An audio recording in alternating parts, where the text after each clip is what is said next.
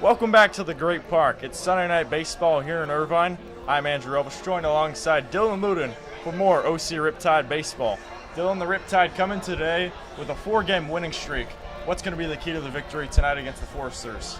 I mean, the Foresters are a great team. They played in Kansas last year for their championship series. They didn't play in the CCL playoffs, but before that, they won the CCL South for 3 straight seasons. So this is going to be a tough team to defeat, but they did it on the road in Santa Barbara last night. They won 8-4 to continue that winning streak.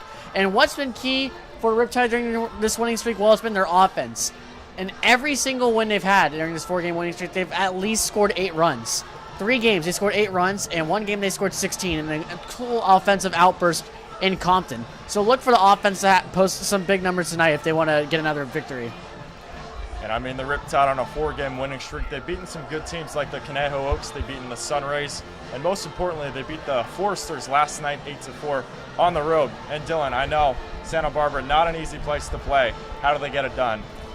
I mean, I think now what you're seeing, as the season progresses, is that the bats are starting to come alive. That's been a little bit of an issue as the season progressed, or began, I should say, for the Riptide. But now as it's progressed, the bats are kind of starting to come alive. There's a sense of camaraderie now in the dugout. It seems like a lot of the guys are kind of vibing with each other now. They've gotten to know each other for a week or two, and I think this is what's kind of really kicked off this winning streak, especially with Ace Reese and Rocco Gump having multi-game hitting streaks under their belt. Pitching for the Riptide tonight is OC's ace, Andrew Parker. And how is Parker going to play tonight?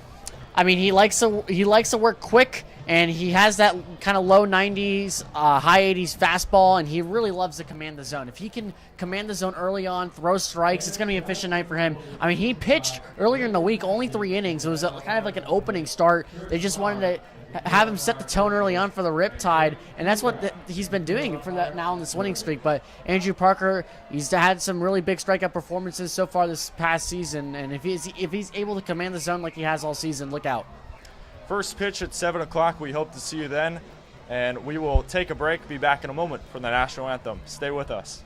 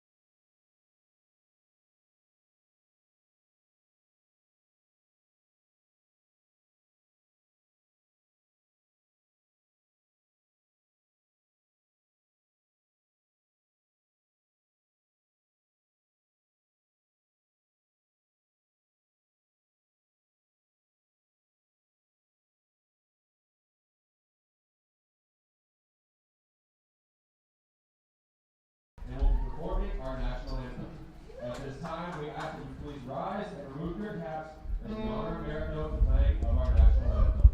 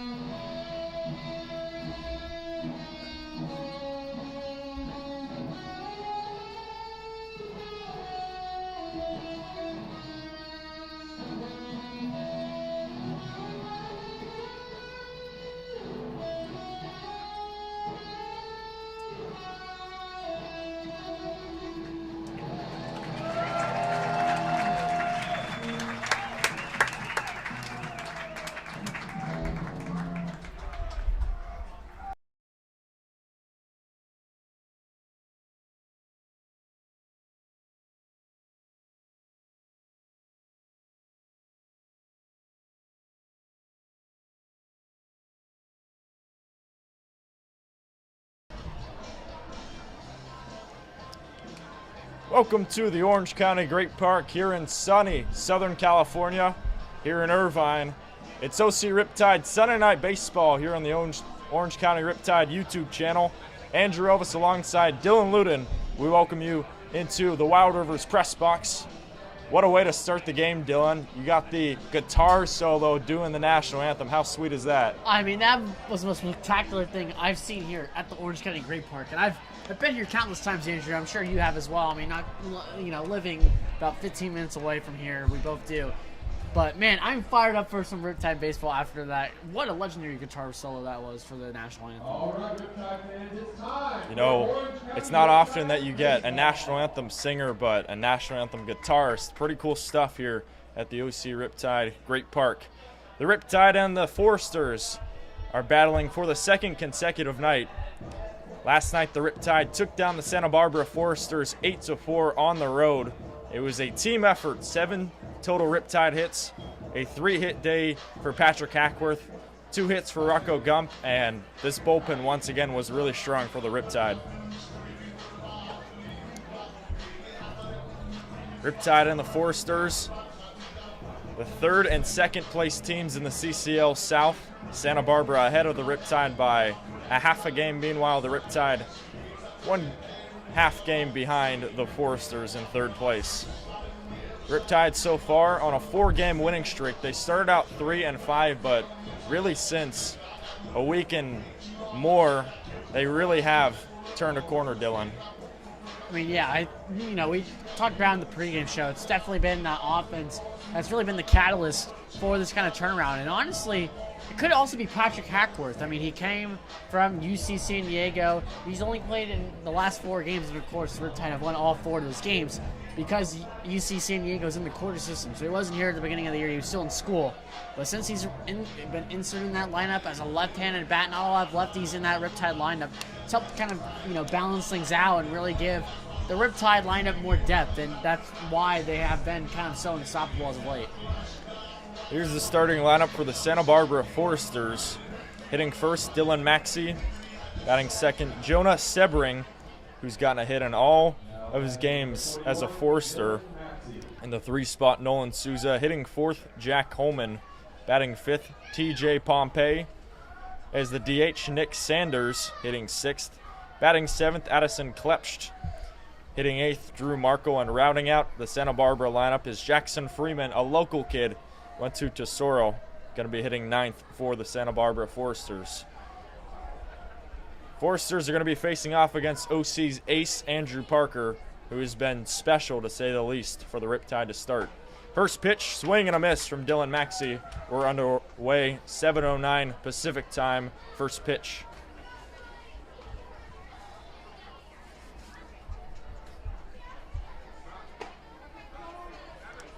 The 0-1, this one misses the zone, and it's 1-1.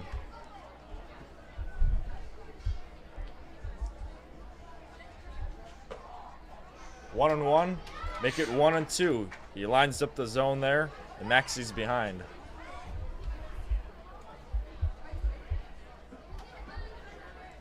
Parker fires the 1-2, this one outside. Even count, 2-2. For Andrew Parker, a 1.39 ERA in 13 innings, 3 appearances for the Riptide.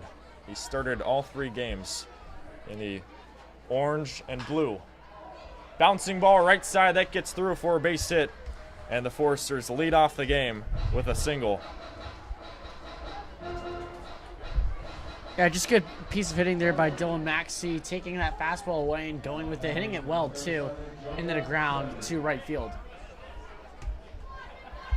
Good way to start the game here at the Great Park.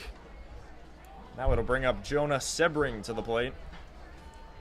He was a strong presence last night for Santa Barbara.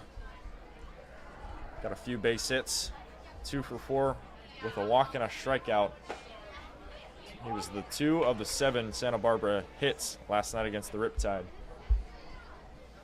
Strike 1 called, it's 0-1 to Sebring.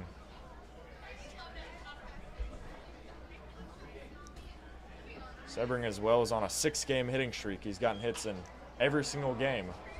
He pops this one up right side, goes out of play. It's 0-2.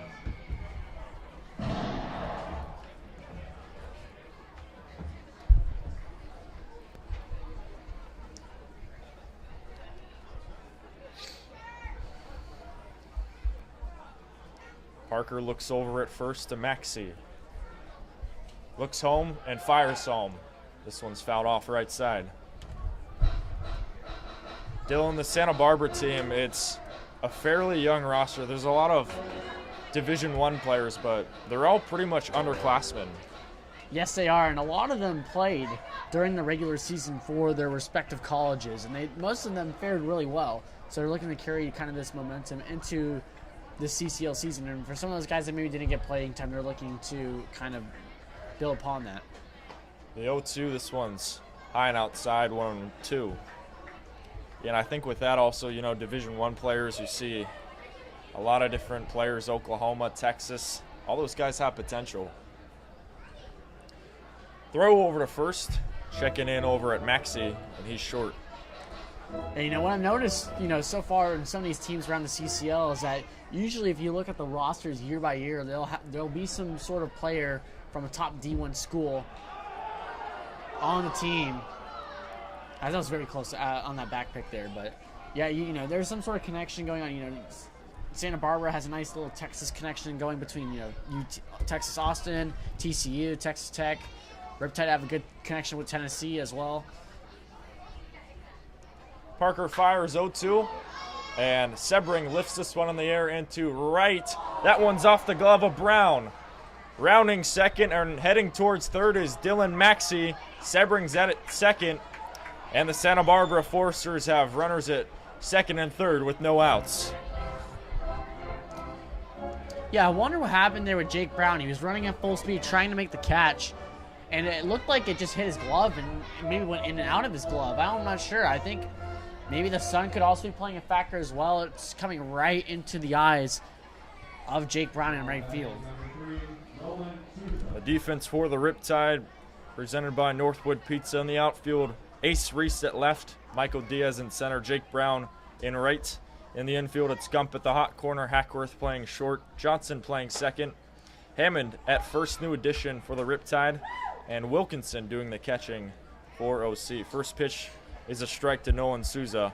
It's 0-1.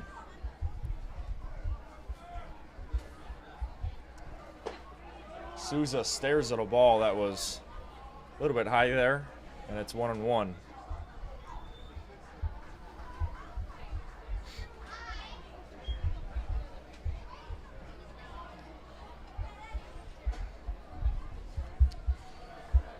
Runner at second and third with no outs. Swing and a miss there, and it's 1-2 to Souza.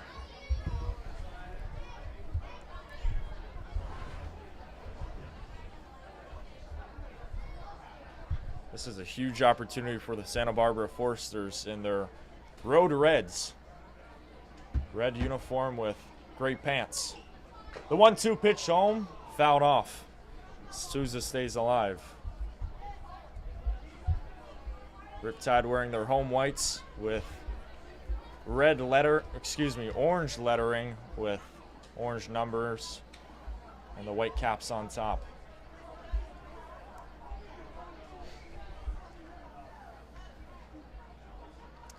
Parker winds and delivers. Strike 3 called. Parker fires it home, and he gets the first out via a strikeout.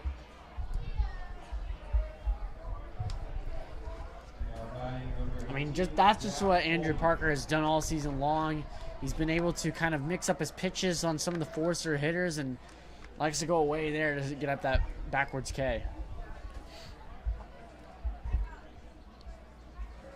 2 runners in scoring position with 1 out. Here's Jack Holman. That one misfired from Parker. It's 1-0. And for Jack Holman, he's had a strong start to the season. 7 for 16, a .438 batting average. 2 doubles, 1 home run, and 7 RBIs.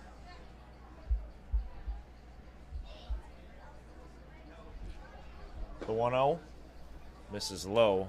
It's 2-0.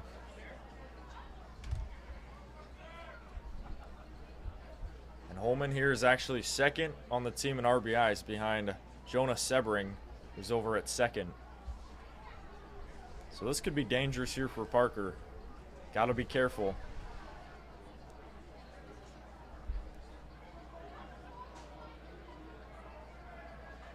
A 2-0 from Parker. That one misses inside and low for a ball. It's 3-0. He's got to be careful on who's on deck as well. And TJ Pompey, outfielder from Texas Tech, had 10 home runs as a freshman last year. 3-0 hitters count. That one catches the edge, and it's 3-1.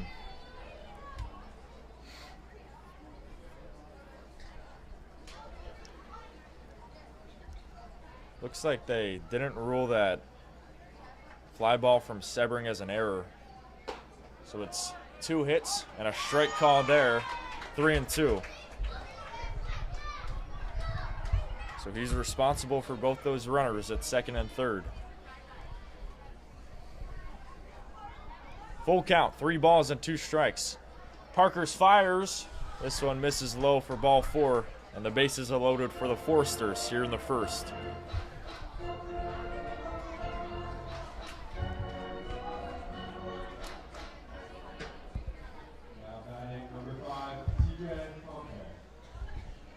Like Dylan mentioned, big power guy in TJ Pompey. Things could get ugly here for the Riptide if they misfire from Parker.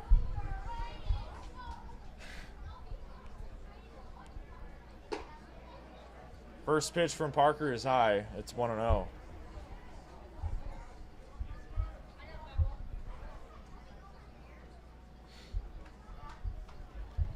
TJ Pompey on the season, 9 for 31. 2 doubles.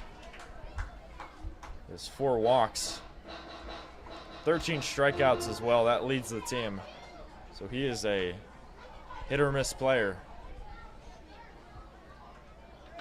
1-1. This one popped up left side. Third baseman Gump throws to Hammond in time. That's the first out, but not before Dylan Maxey comes in from third to home. It's 1-0 Foresters here in the first. That one was a mile-high chopper that Gump had to make a nice play on it as well. He was kind of in the baseline of the runner going from second to third and Jonah Sebring, but he was able to make a great play, just able to get the out at first. And now you just have to worry about the batter at the plate now.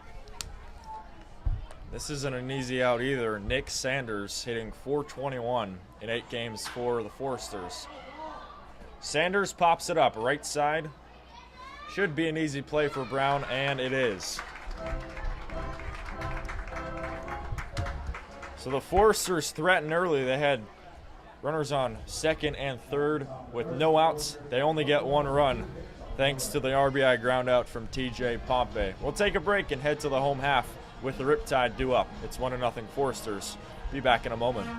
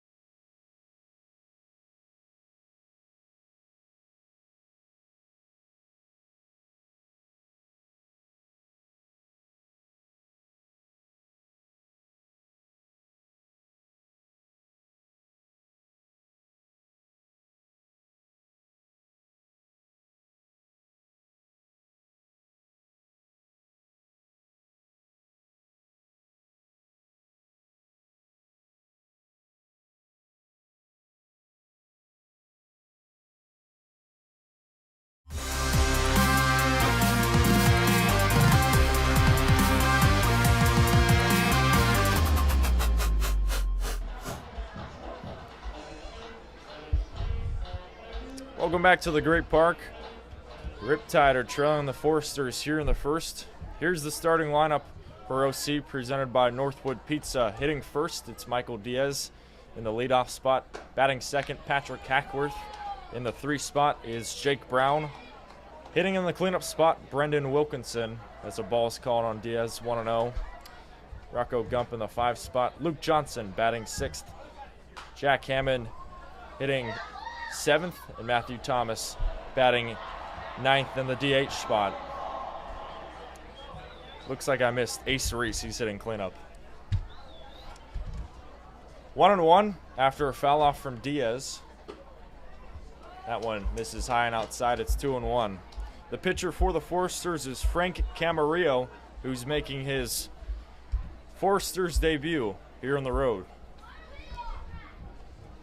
2-1 to Diaz is flown out to left, goes foul. Yeah, Camarillo made 4 appearances his freshman year at UCSB, and then last year in his sophomore year appeared in 13 games where he pitched 20 1/3 innings, struck out 18 with a 7.97 ERA.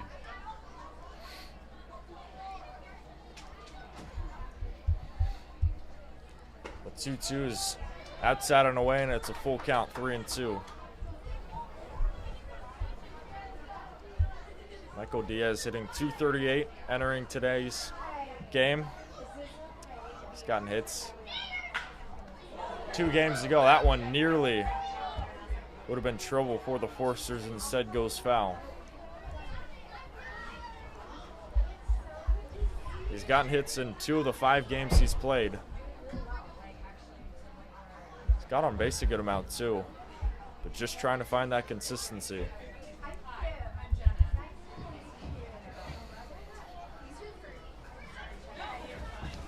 Camarillo's payoff. Strike 3 call. Diaz is rung up. Out number 1, a strikeout for Camarillo here in the first. That was an excellent backdoor slider executed to perfection by Frank Camarillo. That came right back over the heart of the plate, and Diaz was taking all the way, and then just didn't pay off there. Really well executed pitch by Camarillo. With 1 out, here comes Patrick Hackworth to the plate. Hackworth, a returner on the Riptide team last year. It's a strong presence, especially defensively, and he returns this year in a big way. First pitch of ball, 1-0. Last year he had great numbers, but this year possibly better. 8 for 16 to start the season. This one, right side, gets past the first baseman Holman, and the Riptide start off the first with a single from Patrick Hackworth.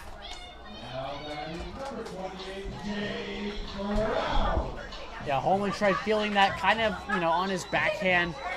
The ball kind of skipped away from him as well. He had to make a stab at it, but just couldn't make the grab there. Should get down his base hit, though, for Patrick Hackworth. I don't think the glove touched it at all. The defense for the Foresters, it's Pompey in left, Sebring in center, Freeman in right. In the infield, Souza at third, Markle at short, Klepsch at second, Holman at first, and Maxey doing the catching for Santa Barbara. First pitch of ball to Jake Brown, and it's 1-0. Brown's another guy who has really turned it up a notch here for OC.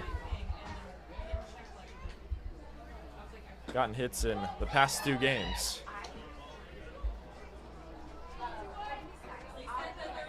2 balls and no strikes now to Jake Brown. Brown's best game came against the Sunrays 5 days ago where he went, 8 days ago where he went 4 for 5 with a home run. Brown, left side, that gets through. Back-to-back singles for the Riptide, Hackworth and Brown, and OC's cooking here in the first. Yeah, they're getting to Camarillo early and not allowing him to throw that kind of slider out, put Diaz away. Good job by Hackworth and Brown attacking Camarillo early on and getting in the hitters counts as well.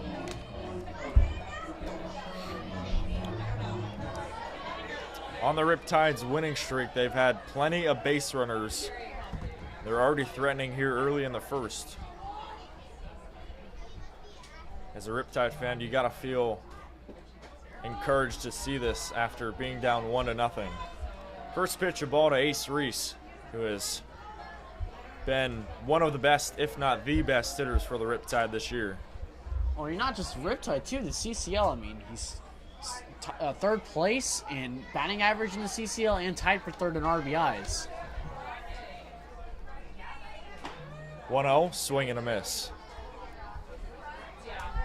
Yeah, on that note, Ace Reese is on a 7-game hitting streak, hitting .395, and he's looking to do damage here in the first.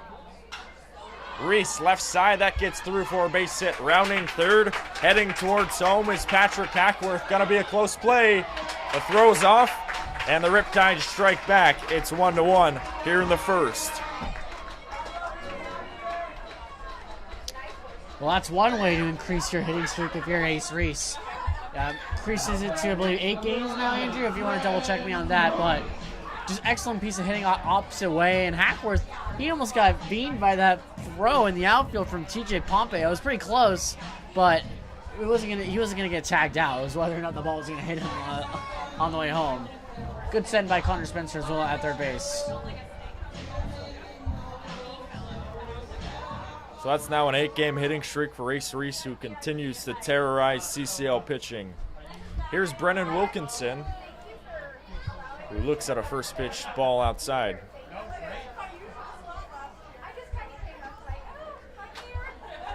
Brennan Wilkinson has been very consistent in the catching spot for Orange County. 1-1. A little, excuse me, swing. Right side. The pitcher, Frank Camarillo, is going to race to the plate, and he's going to win it over Wilkinson. And there are 2 outs. I mean, Camarillo was really running at full speed. He's trying to look the second to see if he could throw it on the run and turn double play to get out Reese at second base, but with the first baseman Holman way over to where second baseman Klupsch is, too. He just had to take it himself. He did a little stutter step as well on the way to first. Yeah, for a second it looked like he was thinking about to, but he does the wise decision and gets the force out. Reese goes the second, Brown goes the third, and here comes Rocco Gump to the plate. Gump stares at a strike down the middle. It's 0-1. And for Gump, this is another guy that is one of the CCL's best hitters. A .350 hitter, 14 for 40, and he has been solid from start to finish. Strike called there, and it's 0-2. You know, now that Reese just got his 13th RBI in the year, tying teammate Luke Johnson for second in CCL, Gump now he was tied for third, but now he's solely 4th place in the CCL rankings and RBIs. Rocco Gump behind 0-2. Here's the pitch, fouled back, and he'll get another one. And Rocco Gump actually leads the Riptide in hits so far. He's on a 9-game hitting streak. The hottest Riptide bat in a very good spot here in the first. 2 runners in scoring position with 2 outs. Camarillo's 0-2 pitch, fouled off.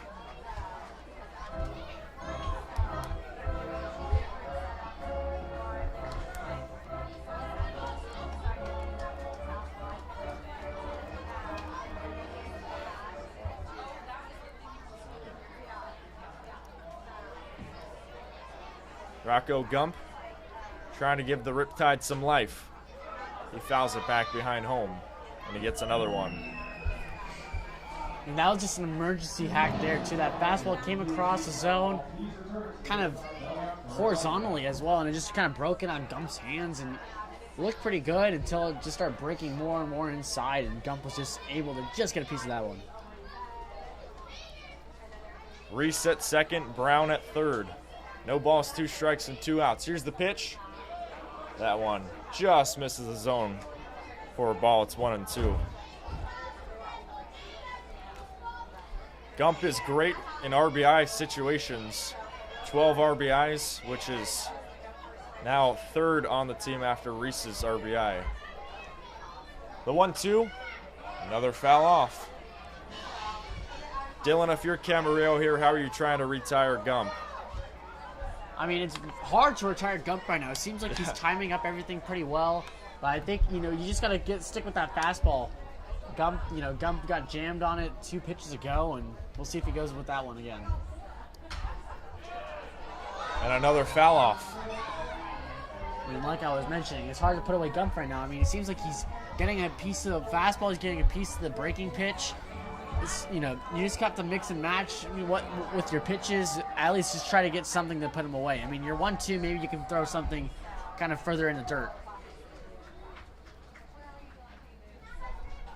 3rd and 2nd, 2 outs. Ground ball left side. Marco throws over to first to Holman, and that retires the Riptide here in the first. So the Riptide land a punch on the Foresters. An RBI single from who else but Ace Reese ties the game up at 1. We'll take a break and head to the top half of the second here at the Great Park.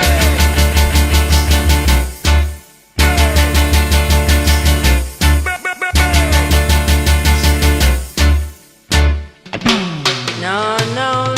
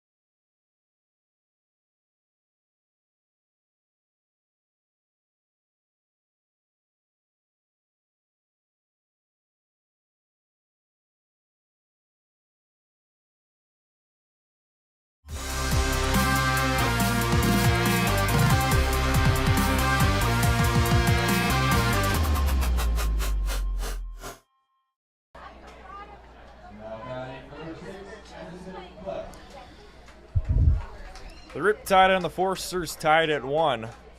It'll be 7-8-9 for Santa Barbara, facing off against Andrew Parker for inning number 2. We'd like to welcome Seaview Little League tonight. Packed house here at the Great Park. Big showing. It's always great to see the fans coming out here at the Great Park. Addison Klepsch at the dish, facing off against Andrew Parker. Klepsch fouls one off. 0-1.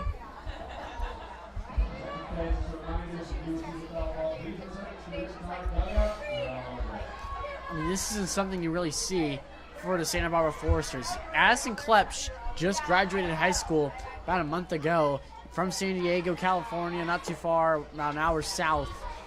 But you don't see a lot of these type of freshmen playing on Santa Barbara Foresters. I mean, the Riptide have 2, but usually they don't have any either. So, rare instance. You might see 3 on the field at once tonight. Klepsch fouls it off on the right side. 0-2 it stays. Yeah, I mean, summer ball, you see a few freshmen. I mean, Santa Barbara has a lot of freshmen, but high school seniors, not a lot. Parker's 0-2, strike 3 called. Back-to-back innings with a K for Andrew Parker. That's the first out here in the second. Now batting number 4, Drew Markle. Here comes Drew Markle to the plate with 1 out.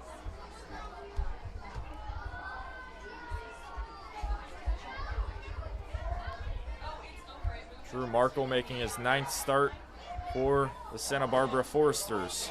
He stares at a first pitch strike on the line.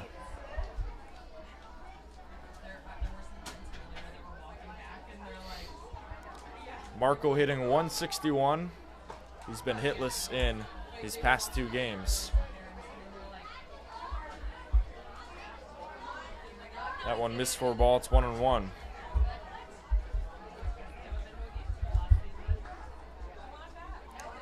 Parker fires. This one lifted right to the second baseman, Johnson. Steps back a few feet, and he makes the play for out number 2. Now batting number 13, Jackson Freeman. Yeah, Parker's looking much more comfortable this top the second inning against the bottom half of the Foresters lineup. You know, after that, Dylan Maxey had a leadoff single for the Foresters. They were able to at least cause some ruckus, but Parker's really settling in and finding that strike zone. With 2 outs, bases clear, here comes Jackson Freeman, who cracks one left side. That one gets through for a base hit. Rounding first, he's going to stay at first. A rocket off of the bat of Jackson Freeman, the local kid who went to Tesoro, keeps the Foresters alive here in the second. Yeah, welcome back home, Jackson Freeman. I mean, that was roped to the opposite field. Great piece of hitting, too. First pitch he sees, boom, opposite way. I mean, there's not a lot of local guys from this area on the Foresters, maybe about a handful, 2 or 3. So Freeman, probably playing in front of his family and friends tonight, and he did a good job starting off his game with that single. Another Santa Barbara Forester that's a local kid, Dominic Smaldino from Ladera Ranch, played at J. Serra. Been a good player so far. The throw from Wilkinson in time. He guns down Freeman, and that ends the inning.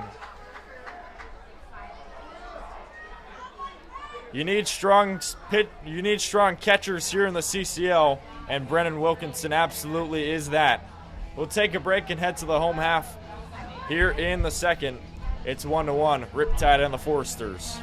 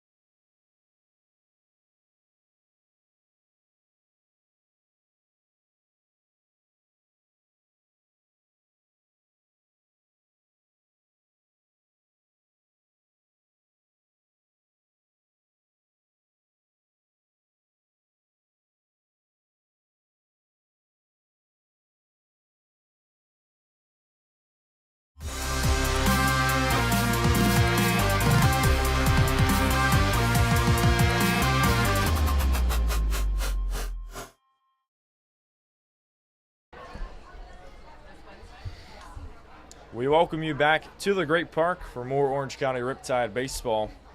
7, 8, 9 due up for OC. Luke Johnson, Jack Hammond, and Matthew Thomas facing off against Frank Camarillo. First pitch, a ball to Johnson.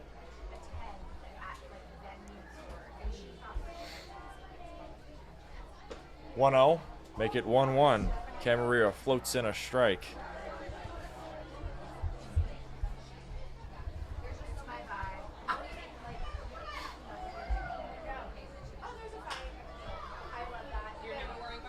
Hit on the right side, it goes foul for Johnson, and it's 1-2. Johnson, a guy who has emerged in a big way here for OC, hitting .270 now, and he has been red hot for the Riptide. Well, especially in the power department 2 games ago with the 2 home run performance, or I should say 3 games ago now, against the Academy Barons. And that was a big night for him as well. I mean, he really jumped the CCL leaderboards in that department with that night. A 2-2 to Luke Johnson. Bouncing ball left side. Souza fields, throws to first to Holman in time for out number 1. I really like how Souza kind of came around on that ground ball. He got on the short hop and he has really nimble feet. He's making a strong and accurate throw to get out Luke Johnson. Yeah, he did a great job of charging that baseball.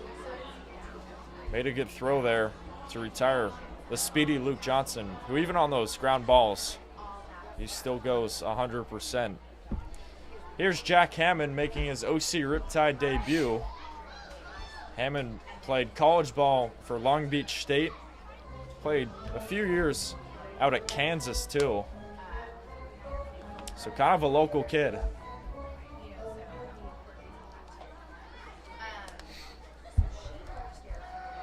Hammond very reliable for the Dirtbags these past 2 seasons. 0-1, make it 1-1.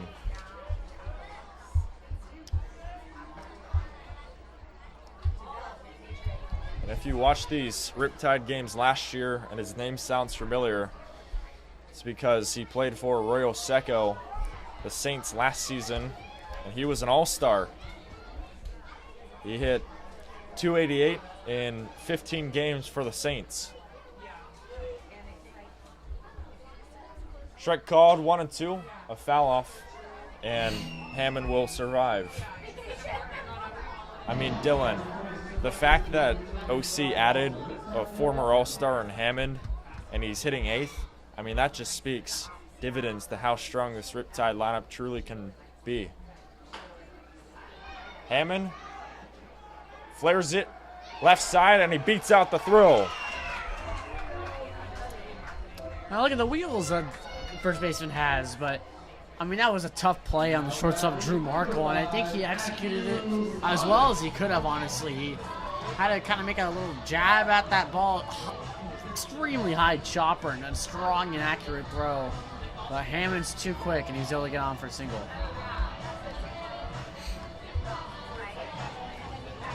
So not a bad way to start your OC Riptide career with a single here in the second. Here comes Matthew Thomas to the plate. And Thomas is a guy who has started to potentially turn a corner here at the Great Park.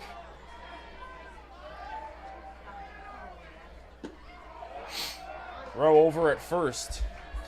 Looking over at Hammond. A little bit late there for Maxie the catcher.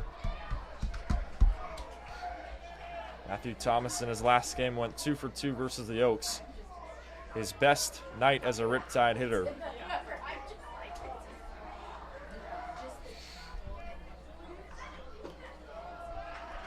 That one can't catch the zone, and it's 2-0 to Thomas. I feel like seeing he went 2 for 2 kind of does him a little bit of injustice because he walked 3 times as well. So he got on base in all 5 of his plate appearances, including a triple the opposite way off the wall.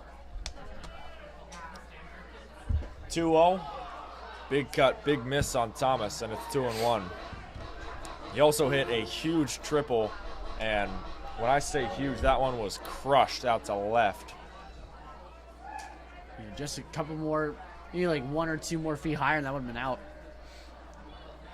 2-1 to Thomas. A foul off on the right side. and it's 2-2.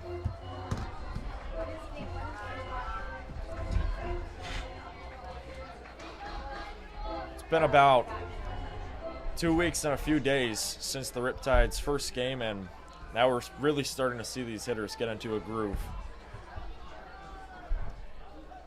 The 2-2 to Thomas, swing and a miss. Camarillo strikes him out, and that's the second out. It's hard when you've been hitting the fastball really well and then at bat, sticking with it, and then all of a sudden Camarillo drops the hammer on that curveball there. Nicely executed pitch. So a breaking ball from Camarillo fools Matthew Thomas, and there are 2 outs here in the second. Runner at first, though, that's Jack Hammond. Michael Diaz back up for the second time in 2 straight innings, and he takes the first pitch strike. Diaz is 0 for 1. He struck out to start off the game.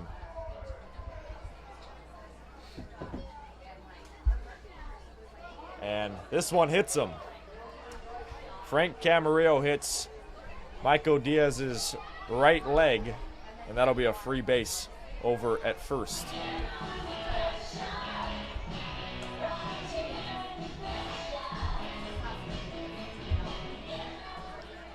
Now batting number 3, Patrick Ackworth. So the Riptide once again threatening, this time in the second inning. And here comes Patrick Ackworth, who has already gotten a hit, trying to do damage here against the Foresters at the Great Park. Ackworth looks at a ball outside, 1-0.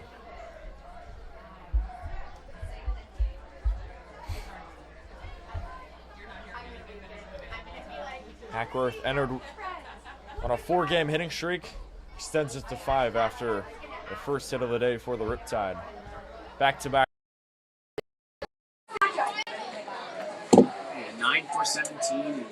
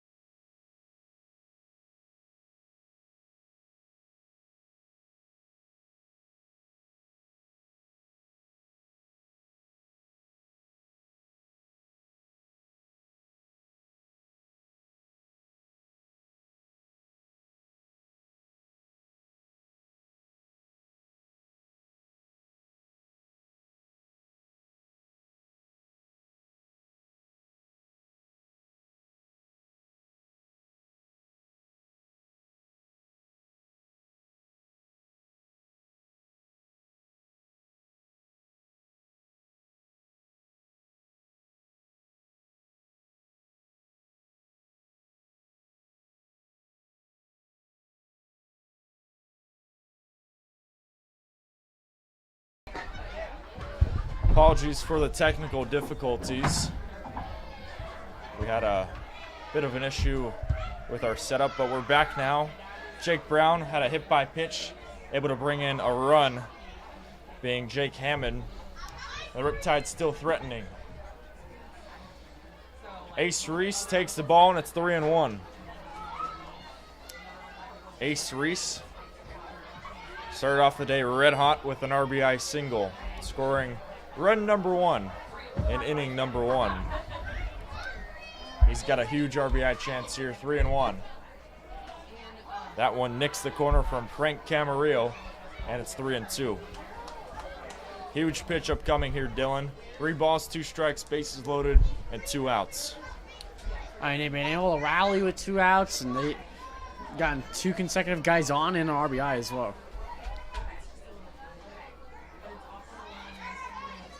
Bases loaded, swing and a miss. Or excuse me, you got a piece of that one. Kind of fooled me. So he stays alive. And it stays 3-2.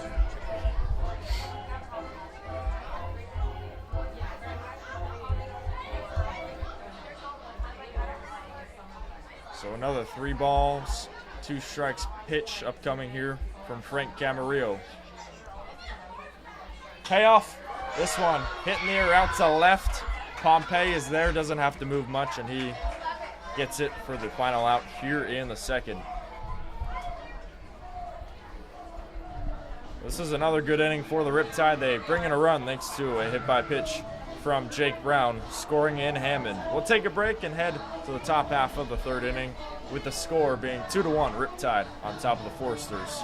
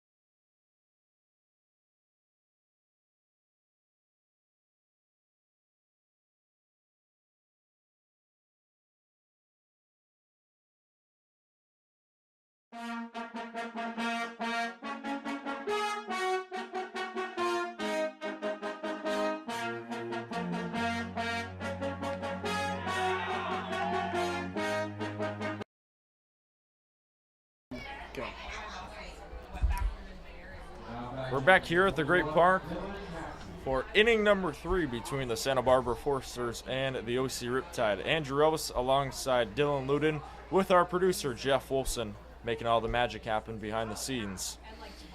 The lineup returns to the top for Santa Barbara. It's Maxey, Sebring, and Souza due up to face off against Parker here in the 3rd inning. Parker's first pitch is a good one. Strike 1.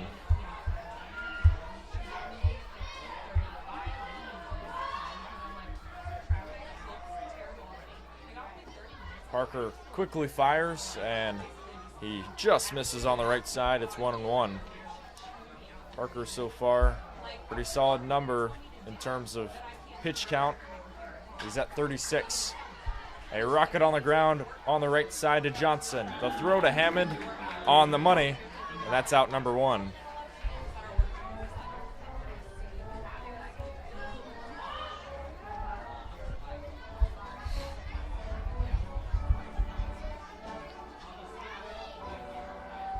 Now batting number 37, Jonah Sebring. With 1 out, here comes Jonah Sebring to the plate. And Sebring reached over at second in his last at-bat. He had a fly ball that was hit to right. Brown couldn't catch up to it, and he reached second. First pitch he sees, he hits a ground ball left side. Charging is Hackworth, and he throws a dime to Hammond. What a play from Patrick Hackworth to get out number 2. I mean, that was magnificent by Hackworth. I mean, you know, sometimes it's kind of overshadowed as a part of his game is his arm. I mean, we know about his glove. I mean, he played outfield for Riptide last year, and he's incredible there. He's a natural infielder, and his arm was absolutely displayed there on that running throw to get out the speedy Jonas Sebring. Last season for the Riptide, Hackworth played right field, and he made a few amazing throws to gun out runners. Nolan Souza stares at a strike. It's 0-1. He struck out back in the first for out number 1 on Santa Barbara. Parker quickly goes back to work, and he gets a swing and miss on Souza. Parker 1 strike away from having 2 consecutive scoreless frames against the Foresters.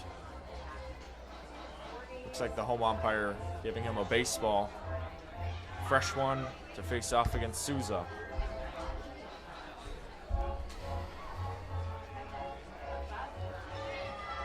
Andrew Parker trying to get strikeout number 2 against Souza. Excuse me, strikeout number 3 overall against the Foresters.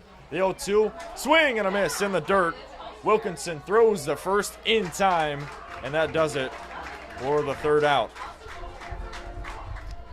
1, 2, 3 go the Foresters, and we will head to the home half of the 3rd. Riptide and the Foresters battling it out here in Southern California.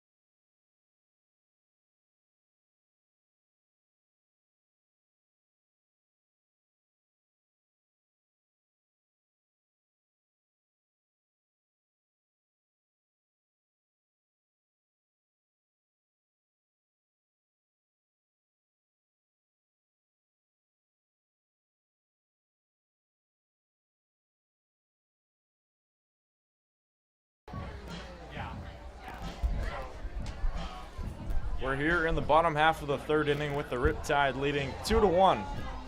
They've started off the game strong, back-to-back frames with runs, and they're trying to answer that up with 5, 6, and 7. Wilkinson, Gump, and Johnson due up.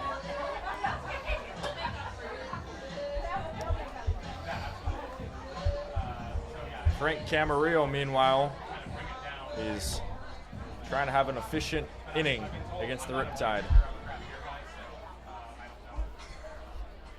He's up to 51 pitches so far.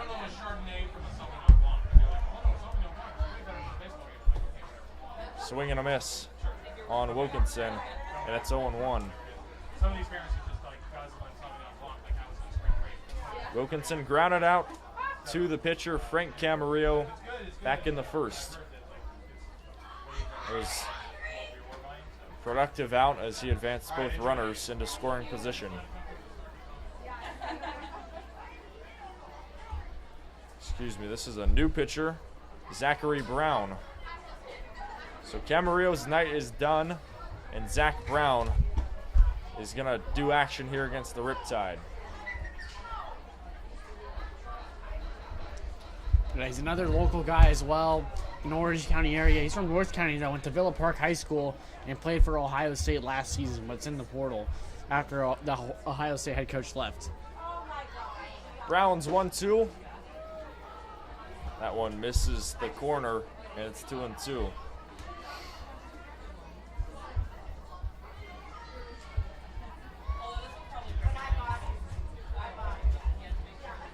Played high school at Villa Park. The 2-2, wave and a miss. Bren Wilkinson goes down with a first out.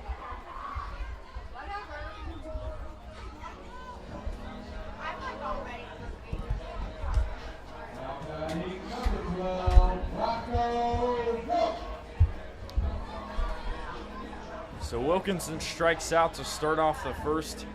In comes Rocco Gump to the plate, who's 0 for 1 with a ground out to short.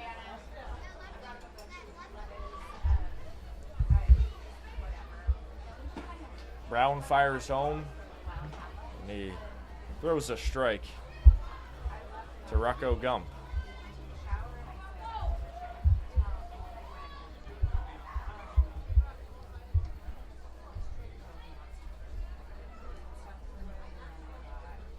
A 1 to Gump, check swing, the appeal over, and he went. It's 0-2.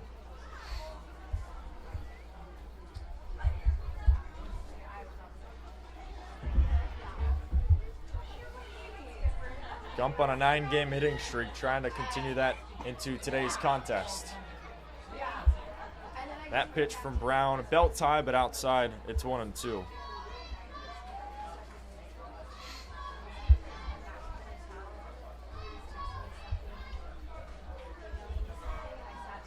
One-two, swing and a miss. Back-to-back strikeouts for Zach Brown here in the third.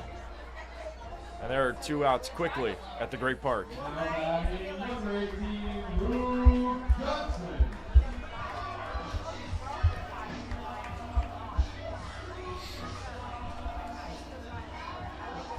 Back-to-back batters with strikeouts here for the Riptide. In comes Luke Johnson. Johnson trying to avoid the 3rd straight strikeout from Zach Brown. Strike 1, it's 0-1.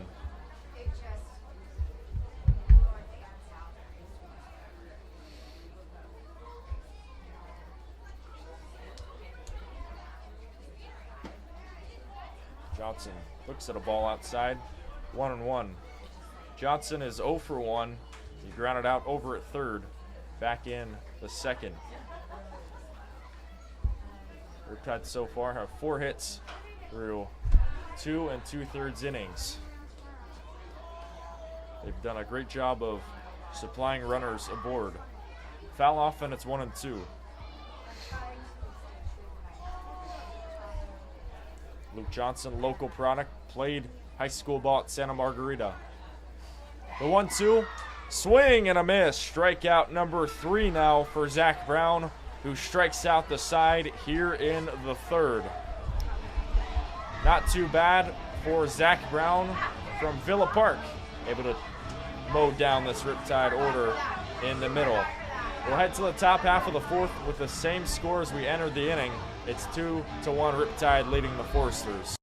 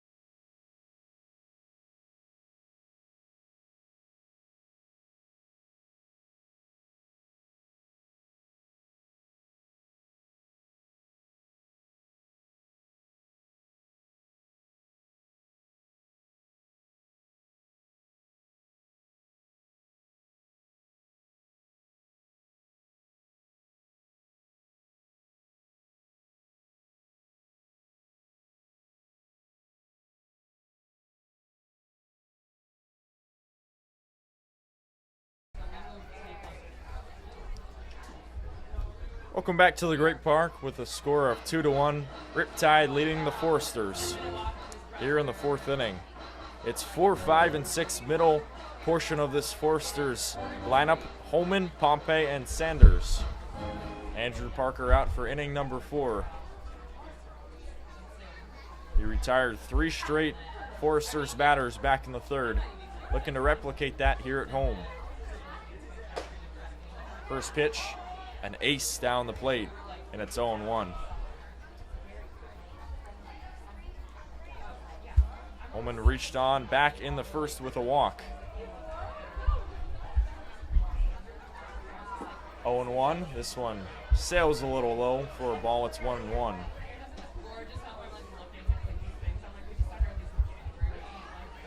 Jack Holman, a lefty who plays college ball at UCLA. Went to Etiwanda High School. He rips one right side, and that gets through for a base hit. 2nd inning for the Foresters that they've had leadoff singles, this time from Holman here in the 4th. Well, that's what Jack Holman can do when he sees a pitch that he can punish. I mean, he has got some big-time pop. He hit 13 home runs in 2023, where he was an all Pac-12 honorable mention. And, you know, when he's able to find the pitch that he likes, he can drive it hard. And you just saw it there. TJ Pompey stares at a strike. It's 0-1. Responsible for the only RBI from the Foresters, a rocket from Parker, is late to Holman. Pompey scored an RBI ground out back in the 1st. He was able to bring in Dylan Maxey. Swing and a miss, and it's 0-2. Andrew Parker so far 3 strikeouts, looking for more.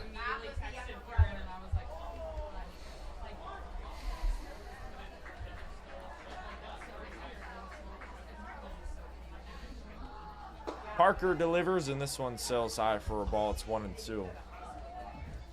The Riptide last year against the Foresters were 5-2. They had their way with the top team in the CCL South. 1-2 again. Strike 3 called. He rings up Pompey here in the 4th. I mean, that's just another excellent location with his fastball by Andrew Parker. I mean, even though that fastball is in the low 90s, sometimes high 80s, I think that fastball plays way above its pay grade. And he knows when to use it, too. He's able to set that up with some off-speed pitches, and he just froze Pompey right there. Nick Saunders at the dish now, 0 for 1 with a fly out to right. He stares at a ball that went outside. It's 1-0.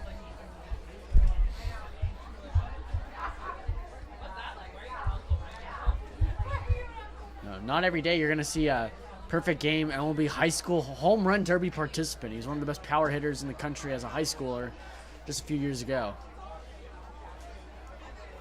2 straight balls from Parker. It's 2-0.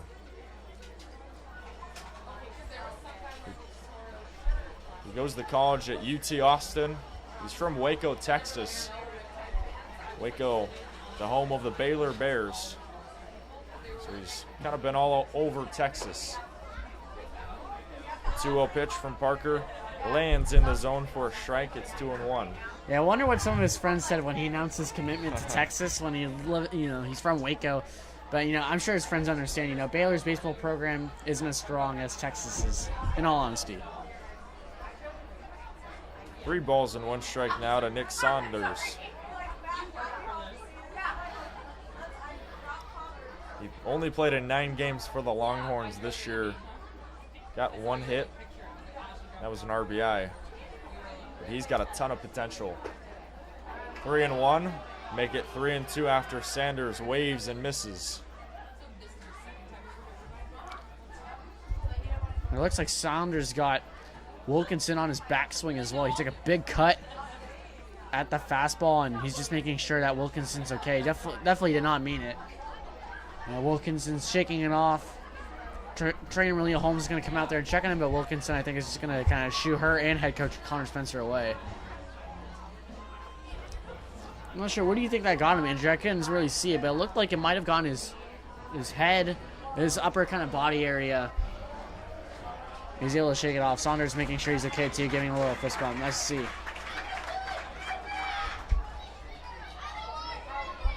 So Wilkinson's okay after the backswing from Sanders. The DH for the Forsters, and it's 3 balls and 2 strikes. Parker 4 strikeouts so far. Trying to continue this momentum here at home. Parker fires. He rings him up. A fireball from Parker strikes out Nick Sanders, and there's 2 outs here in the 4th. I mean, again, another frozer by Andrew Parker. I mean, Saunders just kind of washed it all the way in. I think he was thinking fastball, and it just dropped in the off-speed pitch there, and his knees kind of buckled as he took that for strike 3. Addison Klepsch at the dish. 0 for 1 with a strikeout. He takes a strike there. Andrew Parker has been a strikeout machine for the Riptide. It has been his bread and butter way to get outs. Ball high, it's 1-1. Parker, 13 strikeouts, which is second on the team behind Tommy McGuire with 15.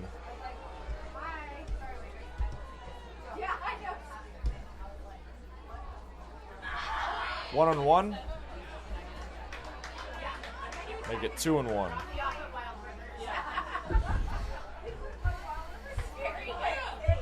The Forsters trailing by 1, trying to have a 2-out rally here. Parker rips it home, and he gets the strike. It's 2-2.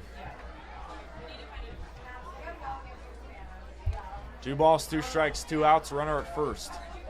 Forsters trailing by 1.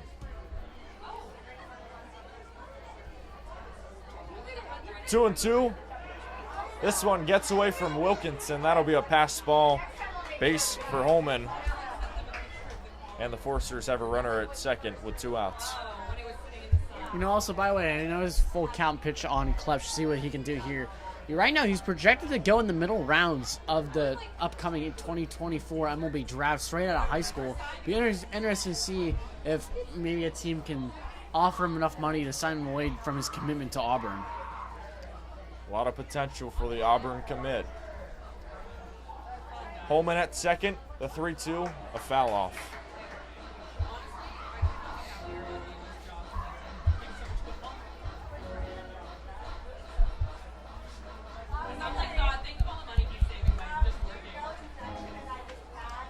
Drew Markle due up next for Santa Barbara. SB fans really want to see him up. The payoff pitch once again. Strike 3 called. 3 straight strikeouts for Andrew Parker, who is on fire right now. And that does it here in the 4th. We'll head to the bottom half of the 4th with 8, 9, and 1 due up for OC. It's 2-1, Riptide still leading.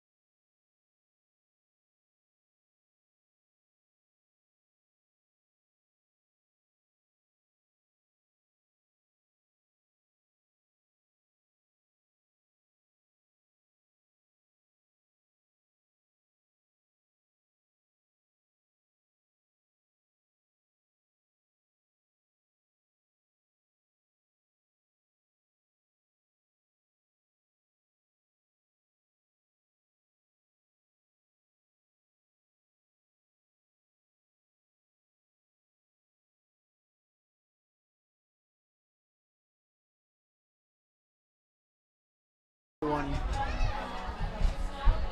The Riptide are looking to celebrate a win tonight, and so should you.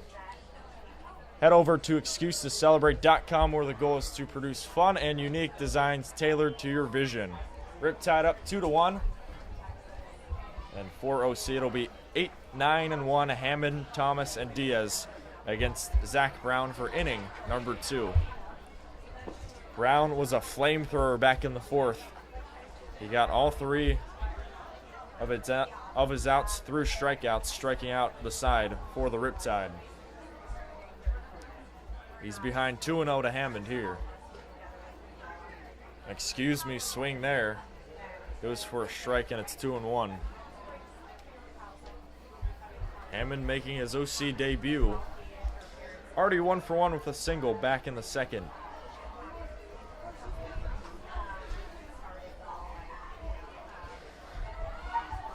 Two and 1 now. A strike down the pipes, and it's 2-2.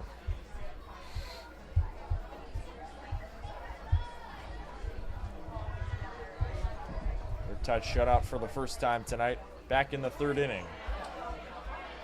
2-2 check swing. First plate umpire, said he didn't go, and it's 3-2.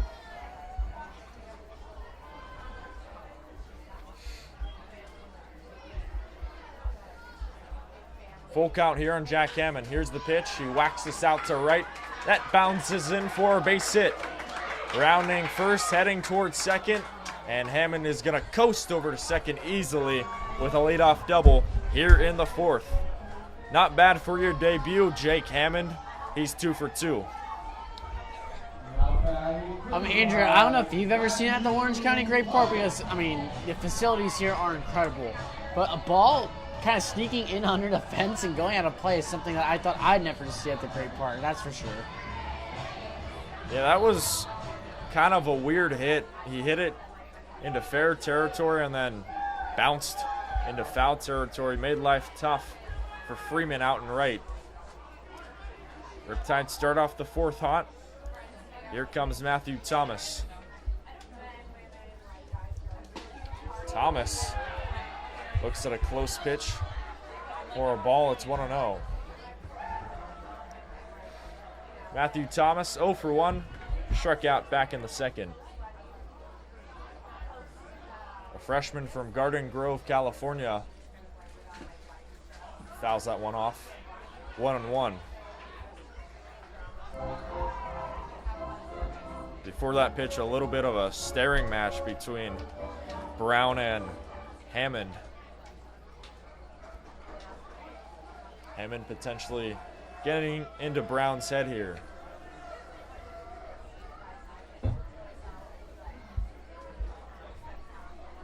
Brown's 1-1. Cut on and missed. Strike 2. Matthew Thomas went to Cypress High School, always a big powerhouse in baseball especially. I got a few players from Cypress, not just Thomas, on his team as well. I think the catching duo, Senesac and Wilkinson, both went to Cypress.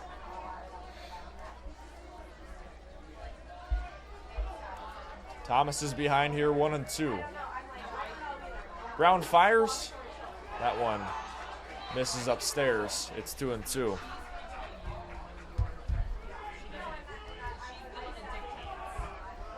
He plays for the Cal Golden Bears in the now ACC. Played 24 games for the Golden Bears. 2-2 to Chewy, and he swings and misses for the first out here in the 4th.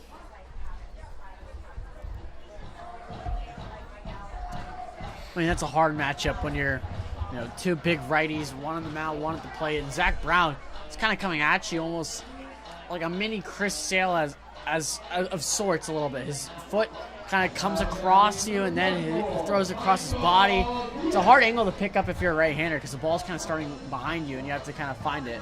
Especially if he throws that slider he threw Thomas's on his first pitch of the at-bat. That was disgusting. That was close to a strike. Brown has gotten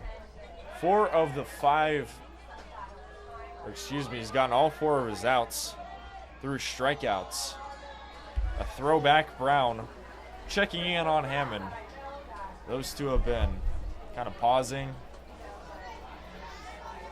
A lot of tension over at second. Michael Diaz up for the third time today. He's 0 for 1. And this one hits him for the second time tonight. Hits him on his right leg once again. And the Riptide have runners at first and second with one out. You know, I'm feeling like that leadoff spot for the Riptide lineup is kind of cursed. I mean, Jackson Kemmer against the Ventura County Pirates has hit 3 times batting leadoff, and now Michael Diaz has been hit twice against Foresters. Here's Patrick Hackworth at the plate. He's 1 for 1 with a single and a walk. Got 2 runners on and 1 out. Hackworth hacks it foul on the left side.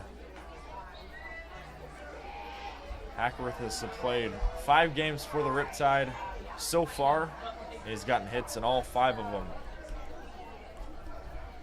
Been a great return, especially last year where he hit .305. Hackworth bounces up the middle. This one off the glove of the second baseman, Kletch. Rounding third, heading towards home is Hammond. And the Riptide strike once again. It's 3-1 tied here in the fourth. Again, that's another high chopper, and we haven't seen error committed on those high choppers so far today. And now Addison Klepsch just committed one. I mean, he was kind of stuck in between. Do I wait on the long hop or do I come and attack it? And he tried attacking it, and he just couldn't get a swipe at that one. So an RBI single for Patrick Hackworth, who continues to stay hot here at the Great Park. Jake Brown steps in with another RBI opportunity with 1 out. Brown versus Brown. Strike called, and it's 0-1. He has Diaz over at third, Hackworth at first. Runners at the corners for the Riptide. And they're going to call balk. So Zach Brown must have moved a little bit too much there for the third base umpire, and that's another run for the Riptide.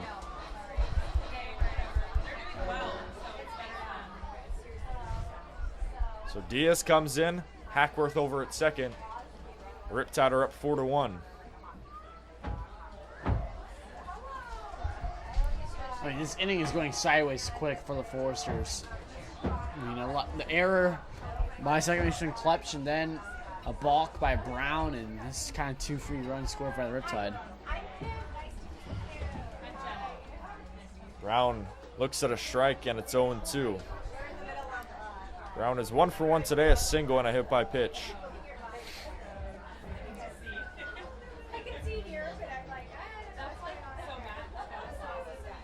Zach Brown against Jake Brown. Here's the 0-2. Strike 3 called.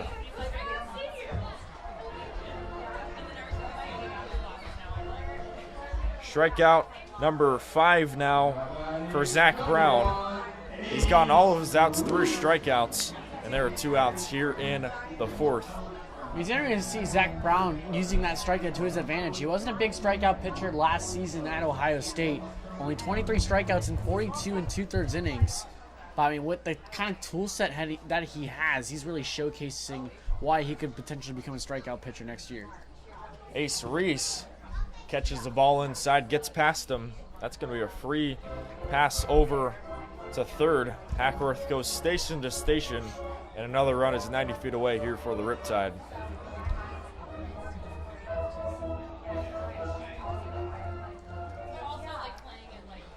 Reese is 1 for 2 with an RBI single and a flyout.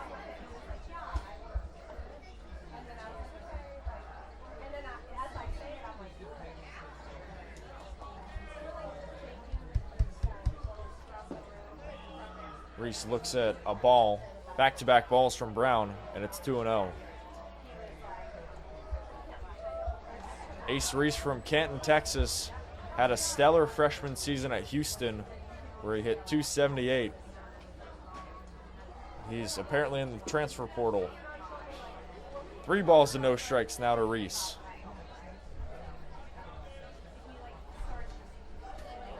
He's pretty coveted as well. I've been reading a little bit about where he could potentially end up. I know Vanderbilt are kind of really looking at him to try to pry him away from some other schools. 3-0 foul off on the right side, 3-1. Yeah, especially as a freshman, you know, you have a great season. You just move into college, and after 1 year, he's off to a different college. Has a ton of potential. 3-1. This one gets past Maxey. In comes Hackworth, and the Riptide strike once again. It's 5-1 tied here in the 4th.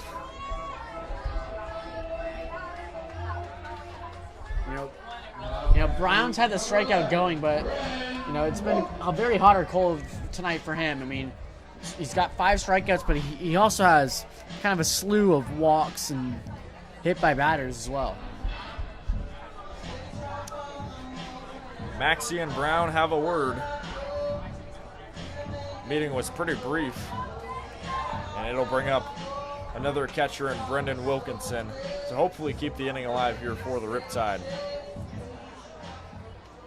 OC has 5 runs on 6 hits. Meanwhile, Santa Barbara 1 run on 4 hits. Wilkinson 0 for 2, trying to turn it around. Hard swing there. He fouls it off on the right side.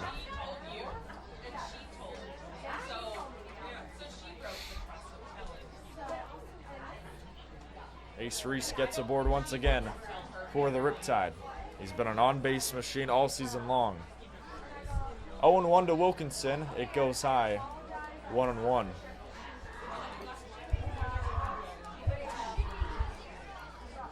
Brendan Wilkinson, sophomore from Long Beach, played for the Cal State Northridge Matadors. He played in 21 games for CSUN this year. Wilkinson, right side, right to Klepsch, the second baseman. That ends the Riptide threat. We'll take a break and head to the top half of the 5th inning. The battle between the Riptide and the Foresters will continue in a moment when we return.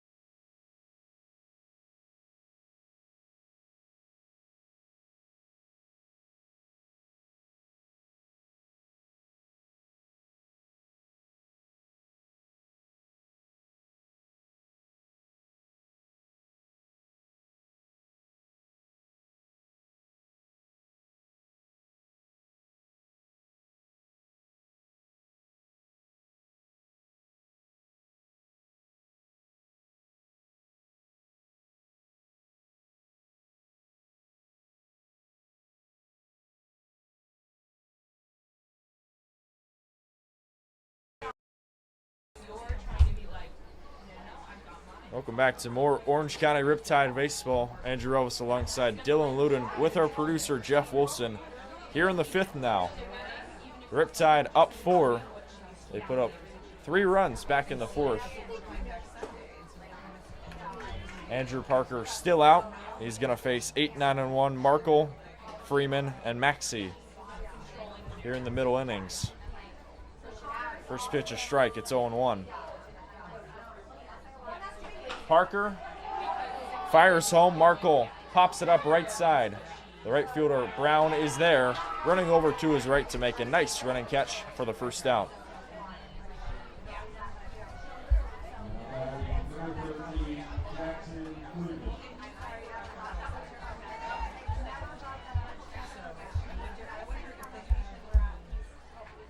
So with 1 out, here comes Jackson Freeman to the plate. Local kid. Went to high school at Tesoro, and he started off his day strong with a single back in the 2nd. Takes a strike, it's 0-1. Yeah, really successful year for Northwestern in Chicago. Batted .247 with 11 home runs. Good for the all Big Ten freshman team. 0-1, make it 0-2. Parker so far 5 strikeouts. And he's looking to continue to rack them up. Parker's 0-2 pitch. This one scalded on the right side. It goes foul.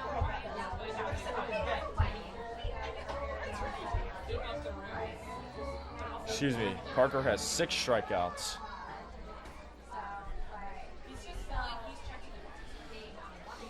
Looking for his 7th, the 0-2 pitch. This one gets past Wilkinson for a moment, and it's 1-2.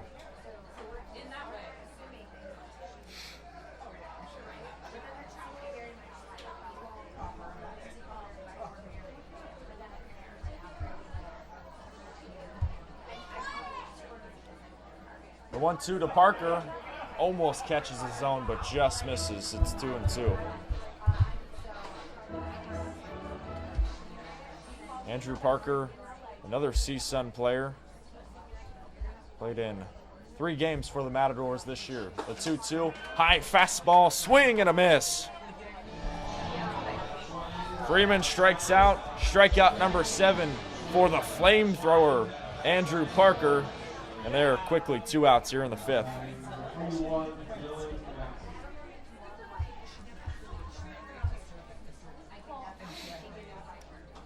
2 outs, bases empty. Here comes Dylan Maxey to the plate. He's 1 for 2, a single and a ground out. Trying to keep the inning alive here for SB. Strike called on the corner, it's 0-1. I mean, again, this is just Andrew Parker using that fastball to his advantage, dominating in early counts. Check swing, didn't hold up, it's 1-1. I think Parker was a bit confused there. I thought he thinks that should be a called strike and not a check swing. I think he just barely missed. Parker quickly fires home. This one bounced up the middle. That'll be a base hit with 2 outs here in the 5th for Dylan Maxey.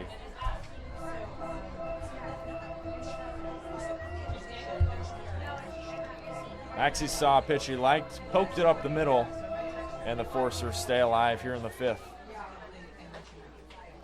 Not a bad day for Maxey as well, 2 for 3.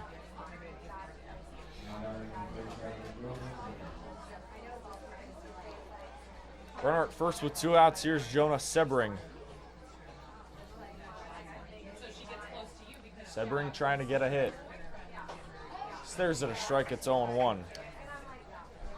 I mean, what I've been noticing too in his past at bats, he's got a stance that's eerily similar to Angels shortstop Zach Neto, where he kind of has a big leg kick, and he needs to come down with it. And when he does, he can make good contact. Pitch there from Parker. That is hounded on the ground there by Wilkinson. Great job to keep it in his wheelhouse. 2-1.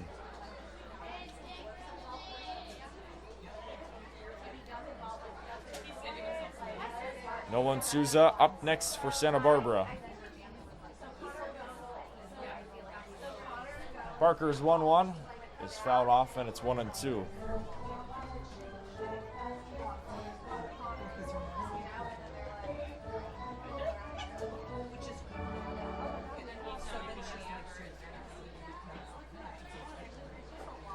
Parker 1 strike away from getting out of the inning. Here's the 1-2, this one. Poked out on the left side. Sebring stays alive. Well, unlike Neto, he doesn't shorten up with 2 strikes. He keeps the leg kick going, the big leg kick. I know Neto, when he gets to 2 strikes, he has a kind of like a short, kind of almost just like a step towards the pitcher. No leg kick, but Sebring has his leg kick going still with 2 strikes. Parker looking for strikeout number 8, the 1-2, and he got him. Swing and a miss by Jonah Sebring. Andrew Parker gets strikeout number 8, and the Riptide keep the Foresters off the board for another inning. We'll head to the bottom half of the 5th with the Riptide due up. OC still leads 5-1.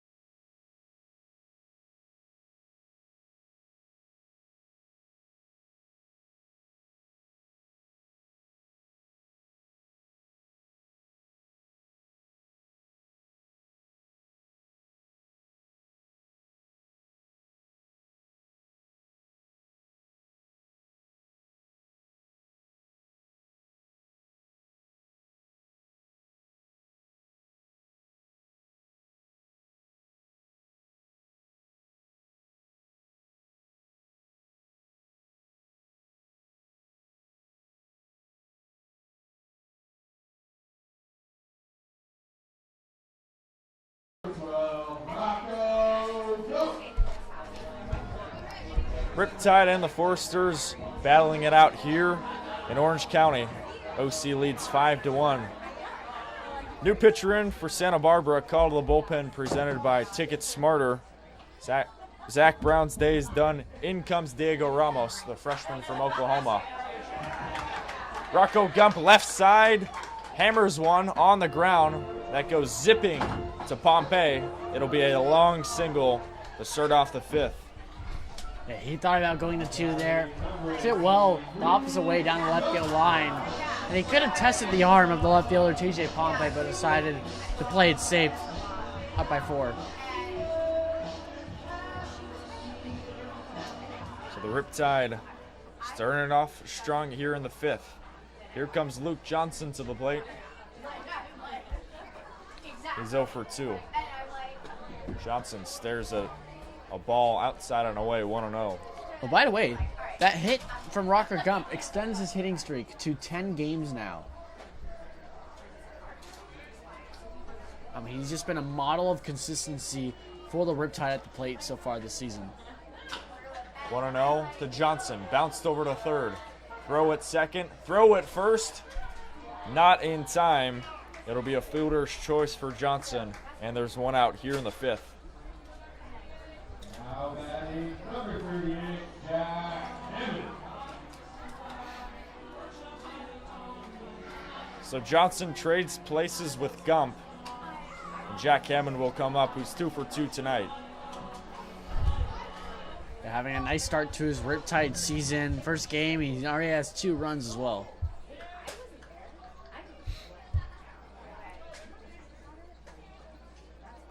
Ramos fires home to Hammond, and he takes the ball inside. And Ramos did not pitch in his freshman year at the University of Arkansas, but should be a key factor next year for them. He's number 1 overall ranked prospect in the state of Oklahoma for the class of 2023. Ramos's 1-0 pitch goes the opposite way, that time for a strike, and it's 1-1.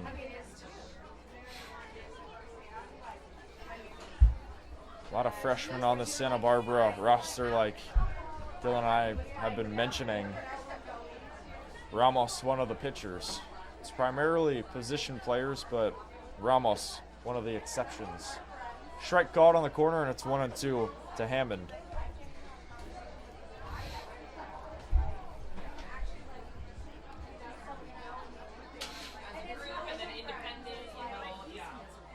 One on with one out.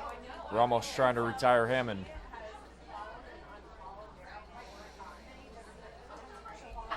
Ramos rips it home, check swing, the throw at second, not in time. The speedy Luke Johnson keeps the Riptide alive in the inning. But at the plate, Hammond struck out, so there are 2 outs here in the fifth.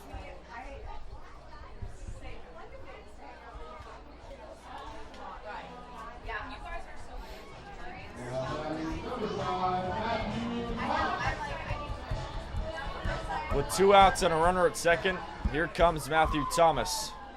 Thomas 0 for 2 with 2 strikeouts, looking to turn it around.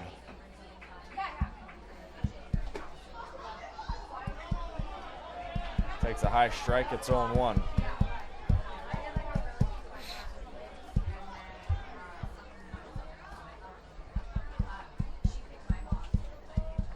Next batter up is Michael Diaz. Throw back at second. Johnson's back.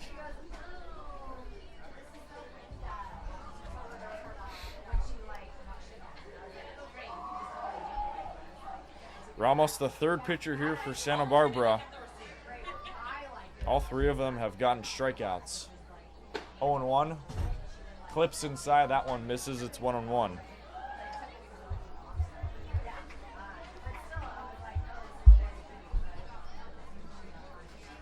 Santa Barbara so far have 8 strikeouts combined between these 3 pitchers. Camarillo, Brown, and Ramos. Cut on and missed there by Thomas. It's 1-2.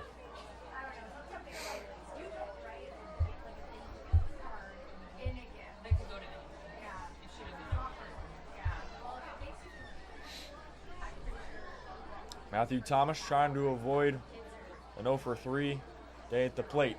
The 1-2. Fouled off.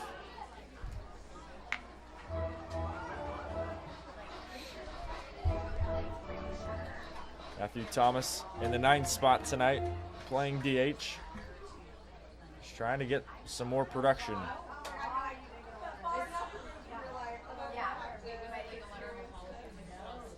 Ramos 1 strike away from getting out of the inning. Here's the 1-2. And this one hit in the air, high fly ball out to right. Freeman running towards home, and he makes the catch for the 3rd out. The Riptide started off the 5th strong with a leadoff single from who else but Rocco Gump, but they come up empty in the middle innings. We'll head to the top half of the 6th with 3, 4, and 5 due up for Santa Barbara.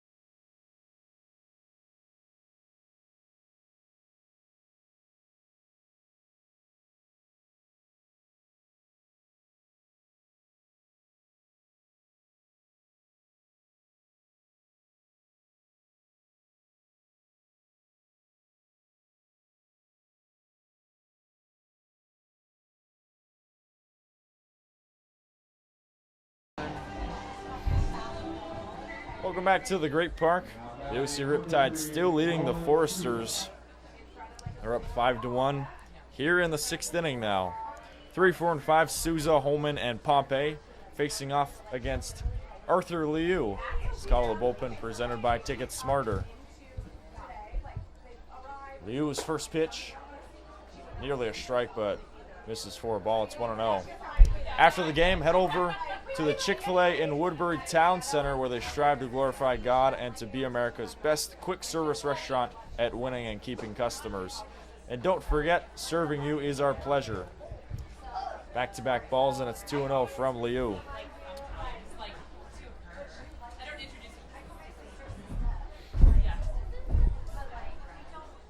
Liu's 2-0 pitch is crushed, foul on the left side, and it's 2-1. Yeah, I like the move by Connor Spencer going to lefty Liu with the first 2 batters. He's going to be facing our lefties in the Foresters order. I mean, he's a big-time strikeout pitcher. He's pitched in 2 1/3 and 2 2/3 in both of his outings. He's striking out 4 in each of them. Liu rips a strike down, and it's 2-2. Liu kind of has a funky delivery. He starts off his motion, and then he kind of flicks his wrist before throwing home. Liu fires. Strike 3 called. Arthur Liu gets a strikeout on the inside corner to Nolan Souza for the first out here in the 6th. Well, that's exactly what Arthur Liu can do to opposing left-handed batters, is make them look silly. You got him falling out of the way, you got him turning, thinking it's going to hit him, but no, that's just Arthur Liu's slider. I mean, that wasn't even his breaking pitch, his rest one, 12-6 curveball that he can also deploy. Liu misses over the top to Holman. It's 1-0. Liu also, he's a local kid from Irvine. Played at Northwood High School, right down the road. This one up the middle. Jack Holman gets a 1-out single here in the 6th.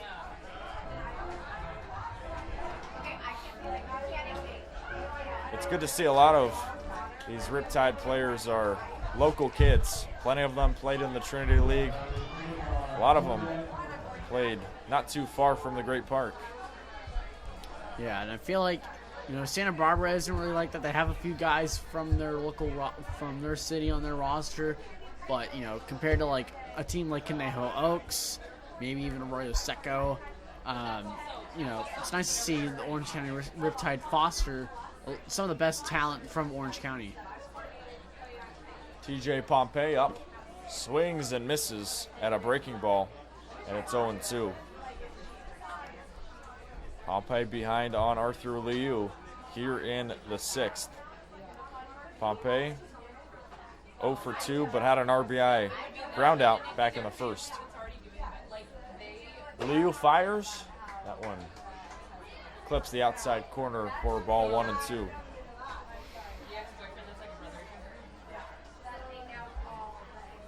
Nick Sanders up next for Santa Barbara. Santa Barbara trying to get a rally. That pitch from Liu floats in just high for a ball 2-2.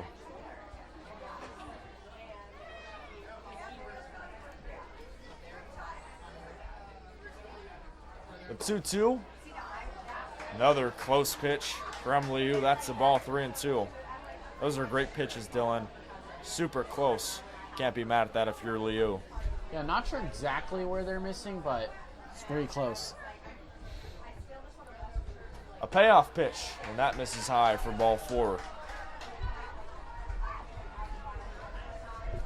Santa Barbara's got 2 runners aboard here with 1 out in the 6th.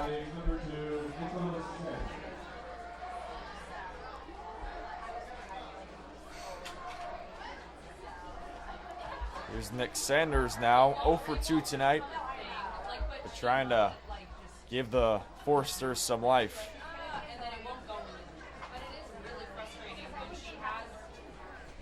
Foresters right now 2 hits behind the Riptide. They have 6. OC has 8. Strike 1 called on Sanders.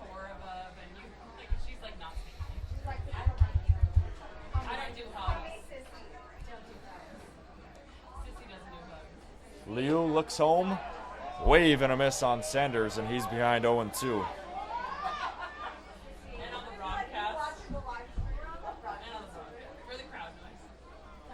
No balls, 2 strikes, and 1 out.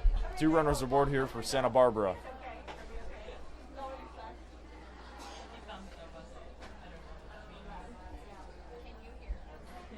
The 0-2 from Liu. Swing and a miss. 2 strikeouts and 2 outs for Arthur Liu here in the 6th.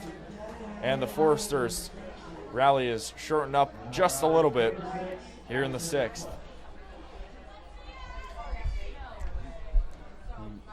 Liu just knows how to get guys out by the punch out. First pitch, Klepsky. He flies this one out to right. Running over to his right is Jake Brown, and he makes a phenomenal running catch for the final out here in the 6th. We'll be right back for more OC Riptide baseball heading to the bottom half of the 6th. We'll be back in a moment here at the Great Park.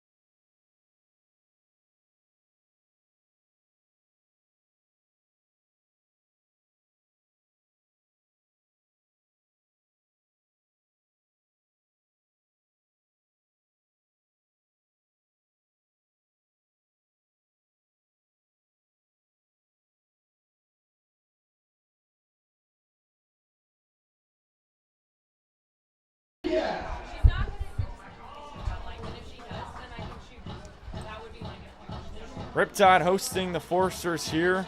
Sunday night baseball at the Great Park. We thank you so much for tuning in and spending your Sunday with us. Diaz, Hackworth, and Brown 1, 2, and 3 facing off against Ramos here in the 6th. First pitch inside to Diaz for a ball. It's 1-0. Diaz has had a weird night. He's 0 for 1, but he's reached on twice with 2 hit by pitches. It's a nice way to boost the on-base percentage for him. Diaz up the middle. This one gloved by Markel. Throw over to first by Holman. What a play from Markel to get the first out. I mean, he has the range of a gazelle. I mean, that was crazy. I thought that ball was getting through, and all of a sudden you just see Markel out of the corner of your eye come in and just swoop the baseball, make a strong and accurate throw over the first base. I mean, when you get the length and size that Markel does, you can make those easy plays like that. Drew Markel showing off the glove in the middle infield spot, and it gets a nice first out here in the 6th. Patrick Hackworth takes the ball high, 1-0. Hackworth has had a great day at the plate, 2 for 2 RBI single, as well as a regular single back in the 1st. 2 straight balls to Hackworth, he's ahead.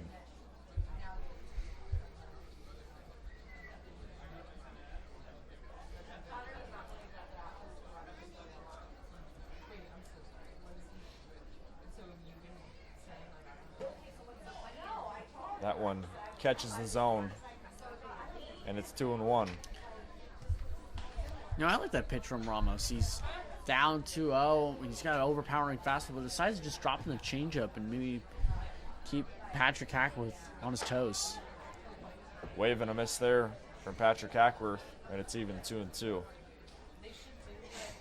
Hackworth, one of a few returners on the Associate Riptide roster from last season.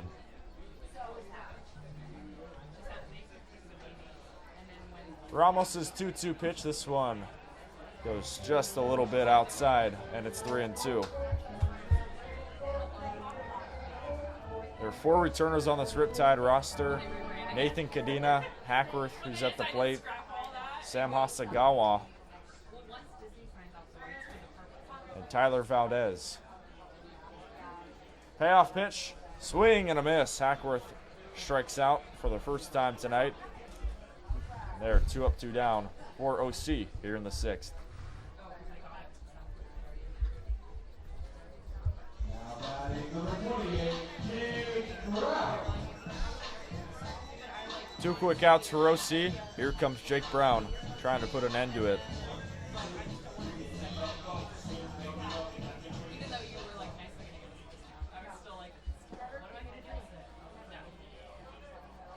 Brown looks at ball 1 way down low. Brown tonight is 1 for 2. He's reached on twice. A single, hit by pitch, and a strikeout in the 4th. And this one hits Brown. Brown's shaken up here. I believe that one hit on his leg. Potentially it's his shin. They're going to say elbow.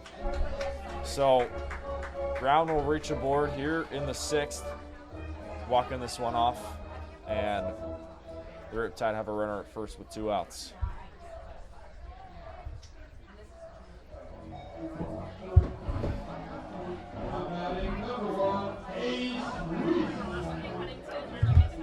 Runner at first with 2 outs. Here comes Ace Reese to the plate. Ace Reese tonight is 1 for 2. Had an RBI single back in the 1st. And most recently drew a walk back in the 4th.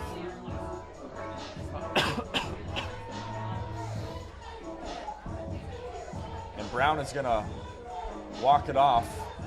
He's going to go back to the dugout. Could see a pinch runner coming in. We'll see who it is.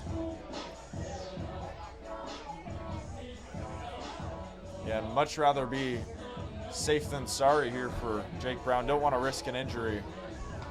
And he will head to the locker rooms. Pinch runner coming in for OC.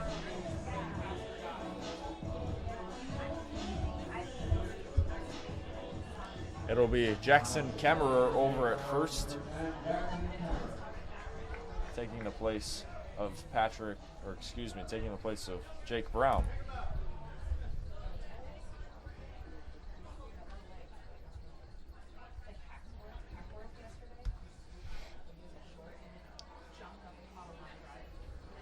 Ace Reese has a runner at first with 2 outs.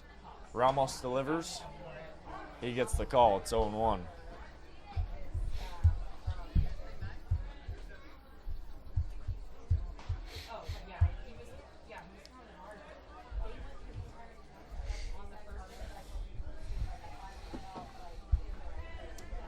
OC up by 4 runs. They scored 3 of them back in the 4th inning. Ball missed there, and it's 1-1. Speaking of Kemmerer coming in the pinch run for Jake Brown, this is kind of, a secret weapon that you could potentially deploy if you're Connor Spencer. Jackson Kemmerer leads the team in stolen bases with 6. And he'd be ready to go with 2 outs. Throw over. Kemmerer scoots back, and he stays there.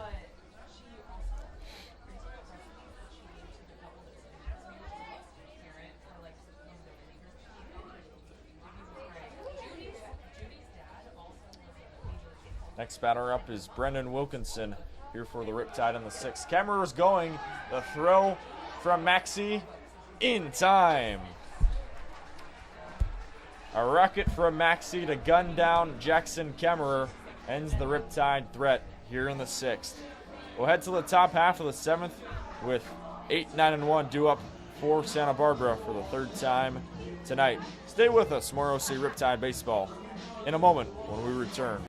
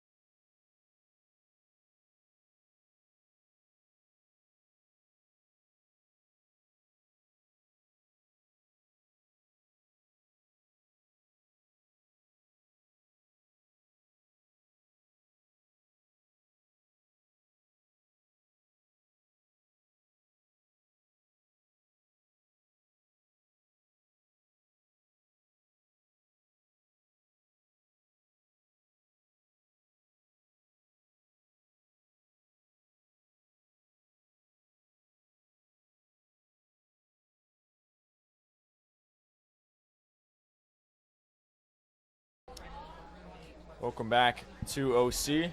Top half of the 7th, presented by Pixie, which is a technology-driven, innovative mobile app offering a marketplace for mobile, car wash, and detailing services. For the Forsters, 8-9-1, Markel, Freeman, and Maxey due up for the 3rd time today. Ball one outside from Arthur Liu, who's in for inning number 2.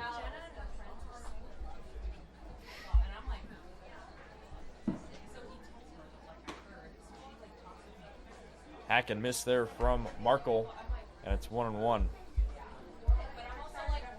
This is going to be tough here for the Foresters. They trail by 4. We've got 9 outs left. Up the middle, Markle trying to spark something here for the Foresters. Strong start, a leadoff single here in the 7th. Well, that was rocket off the bat of Drew Markle. I mean, he made a spectacular play in the field last half inning, and now he's doing it with the bat in this top of the 7th inning. Here's Jackson Freeman now. He's 1 for 2 with a single and a strikeout. Freeman against Liu. Liu knots it up for a strike.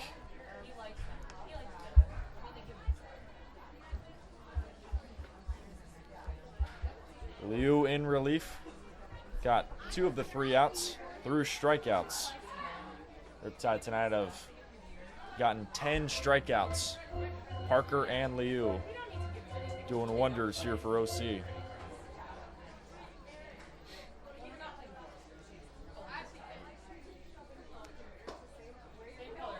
Liu goes backdoor but just misses for a ball. It's 1-1. Riptide looking to go 2-0 against the Foresters in as many days. They won last night 8-4, and they're looking good so far. This one fouled off. The runner, Markle, he's going to have to go back to first. He had a really good jump on it, Dylan, but just has to go back. Yeah, unfortunate too, because they easily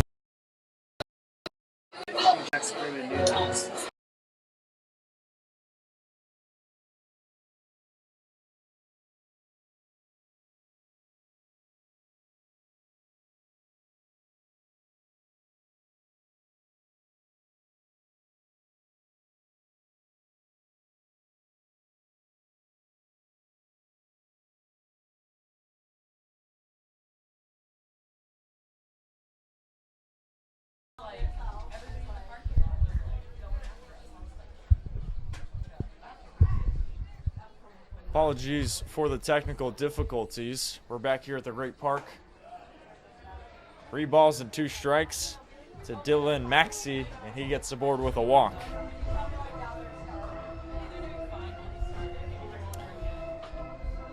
So Markle started off the inning strong for Santa Barbara, and Dylan Maxey gets a long walk against Arthur Liu here in the 7th.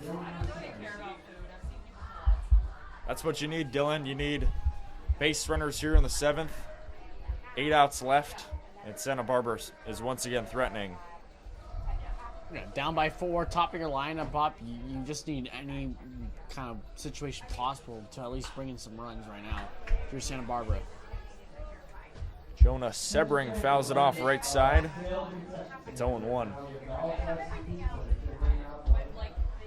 Jonah Sebring plays college ball at UCSB.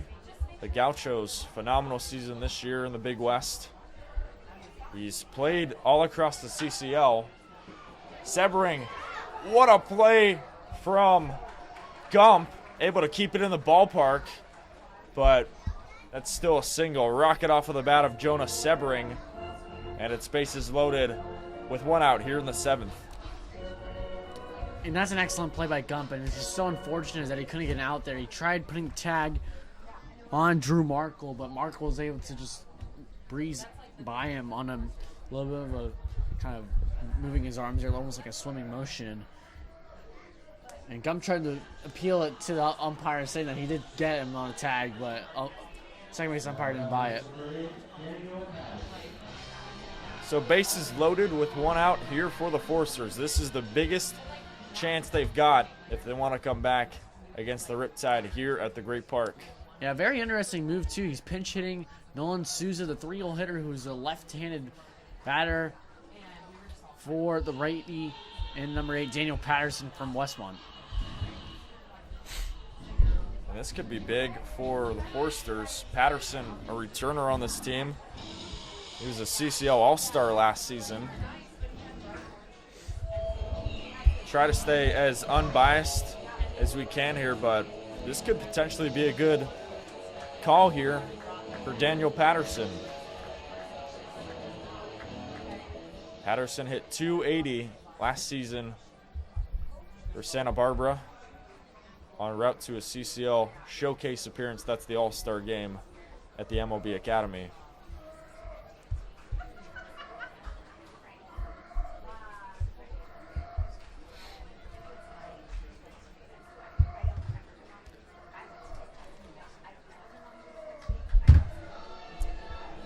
We'll have a pitching change. The new pitcher is Justin Guzman, and we will be back in a moment for more OC Riptide baseball here from the Great Park. Riptide in a jam. Let's see if they can get out of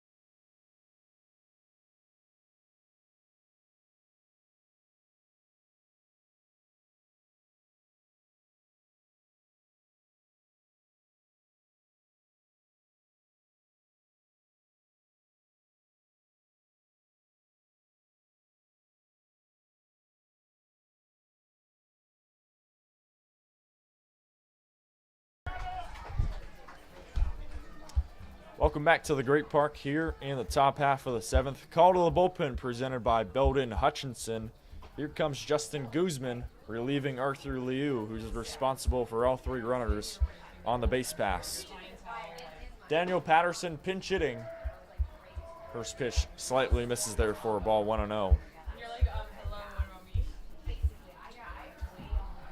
Patterson has played in 8 games so far for Santa Barbara. He's hitting .222. Patterson pokes it out to right. Brown's going to get on for it. That one bounces in for a base hit. Almost a bad throw there from Brown. Finally cut off by Wilkinson. The runners go station to station. Patterson brings in a run, and it's 5-2 Riptide here in the 7th. Saw the fastball, went away with it. Great job to get some one on and drop it in for a base hit from Daniel Patterson. I mean, he's been in spots like this before for the Foresters, coming up big here now. They cut the lead down to 3. Riptide up by 3. Tying runs at first. Here comes Jack Holman to the plate. He fouls one on the left side. Jack Holman 2 for 2 today. This is a great opportunity for him to give the Foresters some more runs.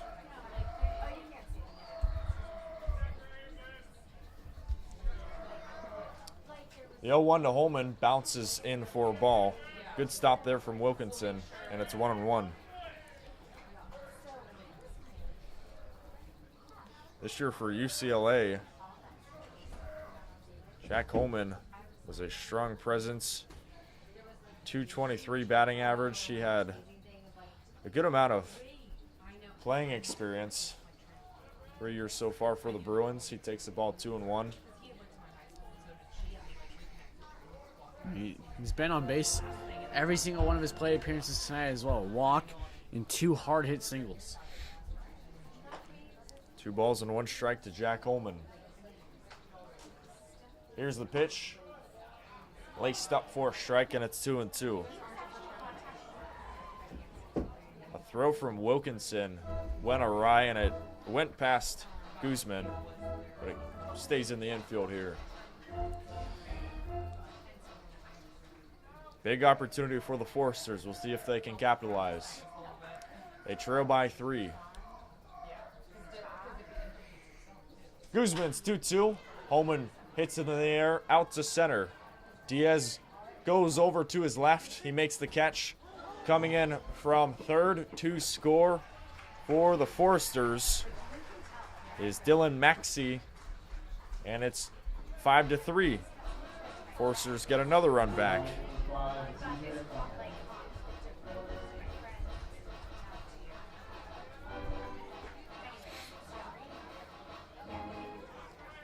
Good at bat there from Holman. It's another run in for the Foresters, and it's a 2-run ball game. 2 aboard with 2 outs for TJ Pompey. Pompey swings and misses at the breaking ball. Dylan, it seems like a lot of these Riptide pitchers have good swing and miss rates on the breaking ball. Yeah, they do. I mean, that's, they're able to set that up with their fastball as well. But, Guzman's got to be able to throw those in for strikes and make sure he's mixing those well. Good pitch there from Guzman, but just misses for a ball. It's 1-1. TJ Pompey has one of the 3 RBIs. Had an RBI ground out back in the first. The 1-1 from Guzman. Rick to left. Pompey rounding third, heading towards home is Sebring. He scores. And over to second, coasting with an RBI double is TJ Pompey, who smoked that one out to left. And we've got a 1-run ball game here at the Great Park.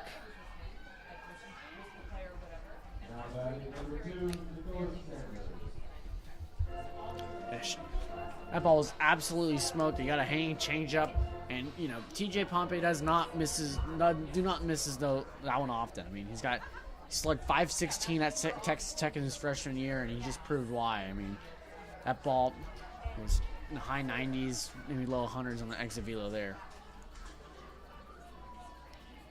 Riptide pitching coach Brian Evans going to have a word here with Justin Guzman. And that'll be it for Guzman's day. He's responsible for the runners, and we will take a pitching substitution break. Be back in a moment for the rest of this one between the Riptide and the Foresters here at the Great Park.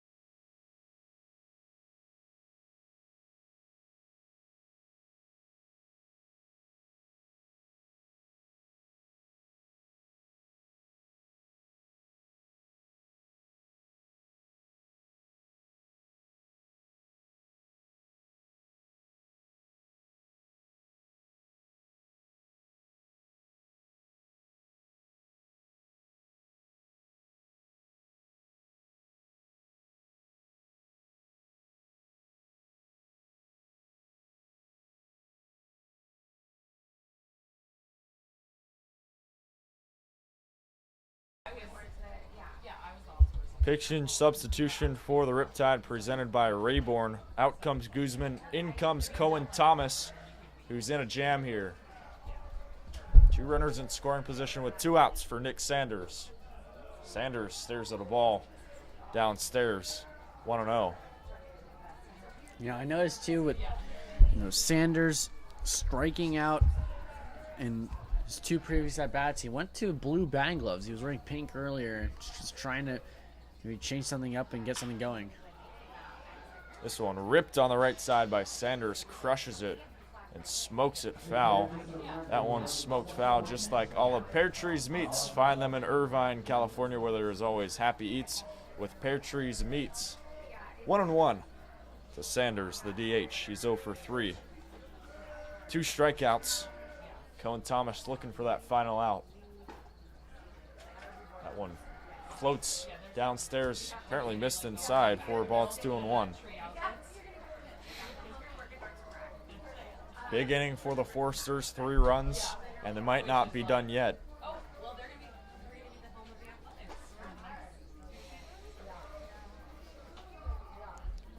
It's Pompey over at second and Patterson over at third. Both those 2 players have RBIs. 2-1 to Sanders. Ground ball, middle. Hackworth throws the first to Hammond, and he gets the out. When you need a play, call Hackworth's name, and he can do it for you. He gets the final out and ends the Foresters' threat. We will head to the bottom half of the 7th. It's stretch time here from the Great Park. More OC Riptide baseball in a moment when we return.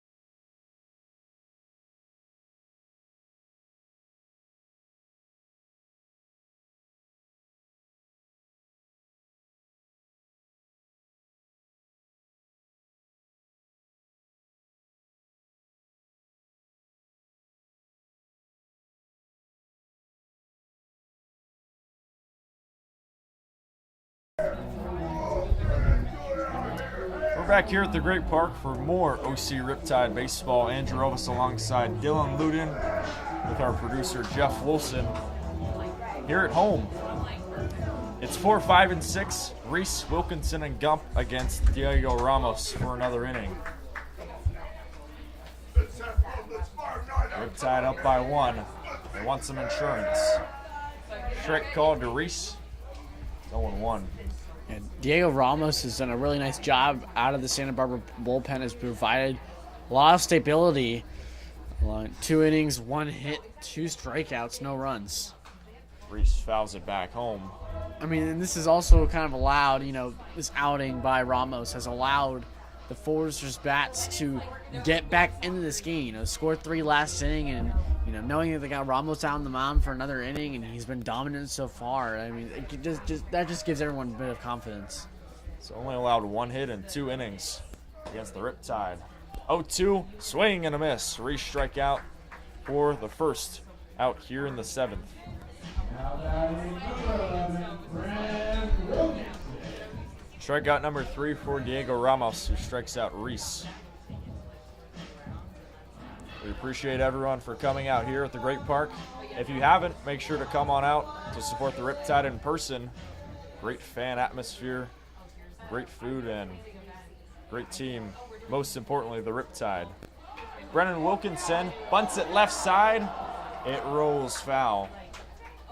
That would have been electric if Wilkinson reached aboard there. Yeah, just foul as well. That looked like it was going to be a perfect bunt, and the spin kind of started to carry it towards that third base line, and eventually hit the lip of the grass and it rolled foul. But that was a great effort too by Wilkinson to at least try to get something going.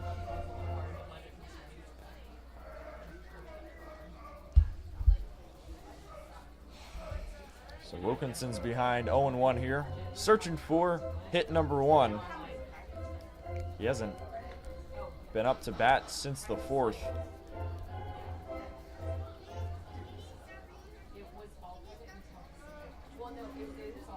Wilkinson against Ramos. The 0-1. That one sails outside for a ball. 1-1.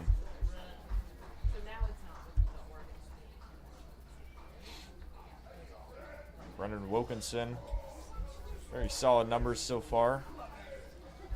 Very reliable as well defensively. 1-1. Goes upstairs for a ball. It's 2-1.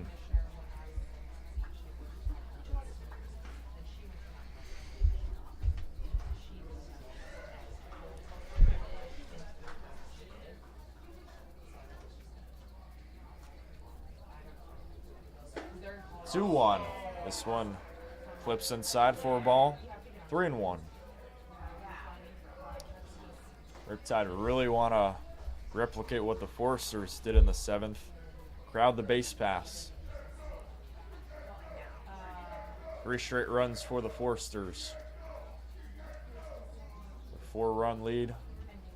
Vanished to 1. 3-1 to Wilkinson. Ripped right side foul.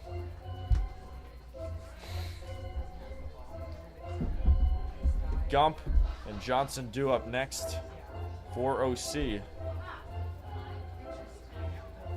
Orange County 5 runs on 8 hits. Meanwhile, Santa Barbara 4 runs on 10 hits. It's been well balanced, and primarily this top half has really produced for the Tide.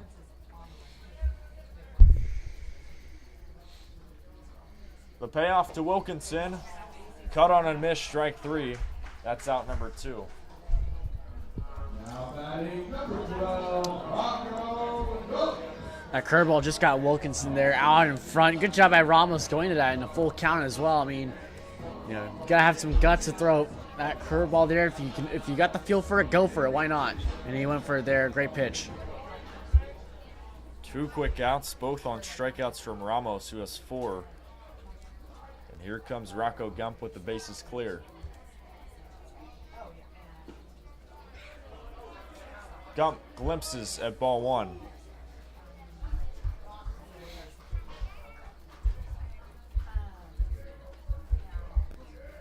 Rocco Gump extended his hitting streak to 10 games after a single in the 5th. Swing and a miss, and it's 1-1. And Gump Dillon is a guy who's been around. He's played in Arizona at Yavapai College and Pima College in Arizona. He plays for Northwestern State in Louisiana. He's back in California now. Been all over the country. And I talked to him, about a week ago when he was kind of settling in, and he mentioned that, it was nice to go out to the beach. Went to a couple OC beaches, went up to LA as well. Strike called there, 2-2. He also played in the Jayhawks Summer League in Kansas last season. He's been pretty much everywhere on the west side. This one hit in the air out to left.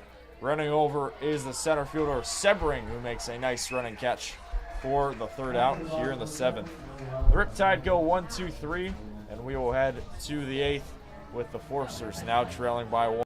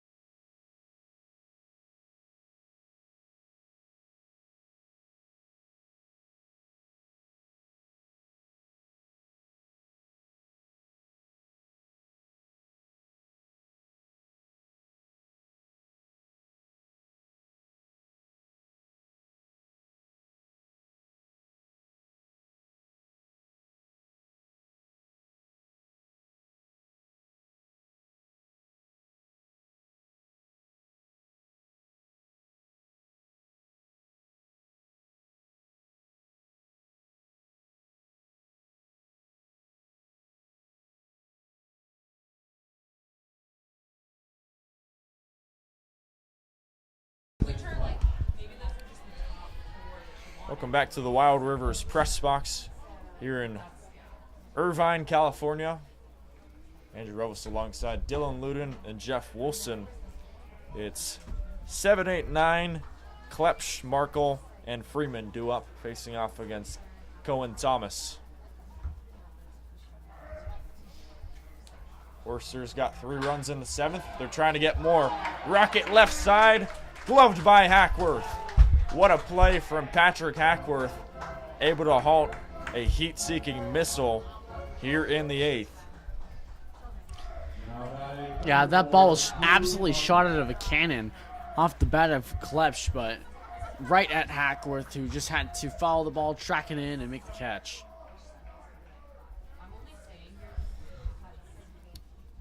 Hard out. That's the first out here in the 8th. Here comes Drew Markle to the plate. Fired home. That misses high for a ball, 1-0. Drew Markle is 1 for 3. Had a single back in the 7th.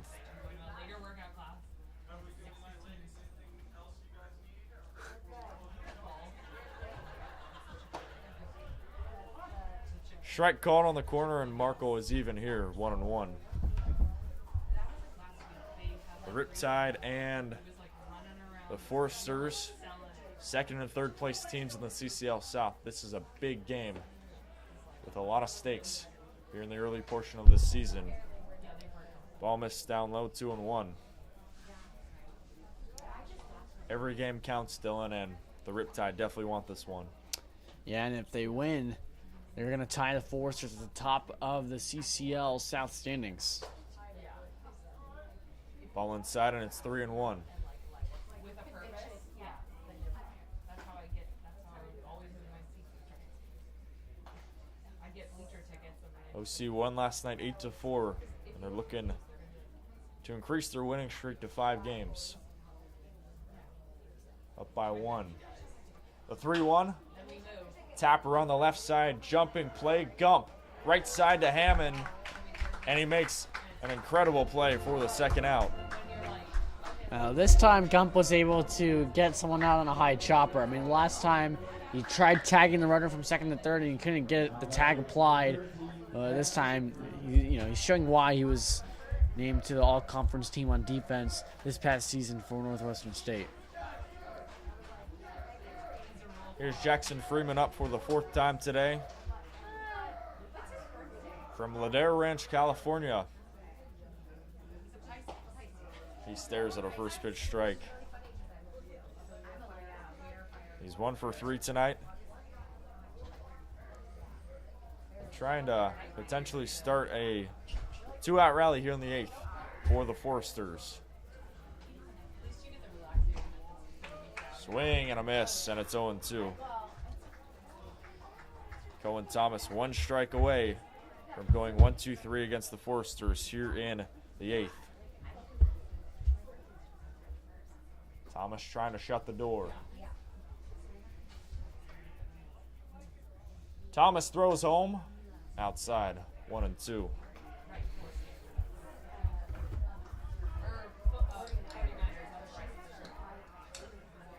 Cohen Thomas, the freshman from Carlsbad, California. Went to Carlsbad High School. Trying to keep the Foresters quiet. The 1-2 from Thomas fouled off. Thomas plays for Santa Barbara Community College. Played in 19 games for the Vaqueros. Got 22 strikeouts in 19 appearances. Some solid numbers.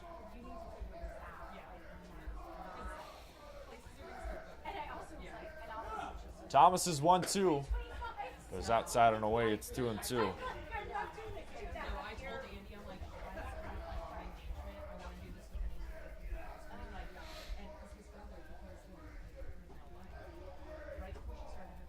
Two balls, 2 strikes, 2 outs, base is empty. Foresters trail by 1. Thomas winds and delivers. And another ball outside, it's 3-2. 3 straight balls from Cohen Thomas, and it's a full count. He's trying to, pitch away from Jackson Freeman, who he knows he can do damage with the bat. He's already done it today, but, why not come, right at him? He's struck out, even though he had a hard hit single, he's struck out twice. And he's been inducing contact. Foul off from Freeman. He stays alive.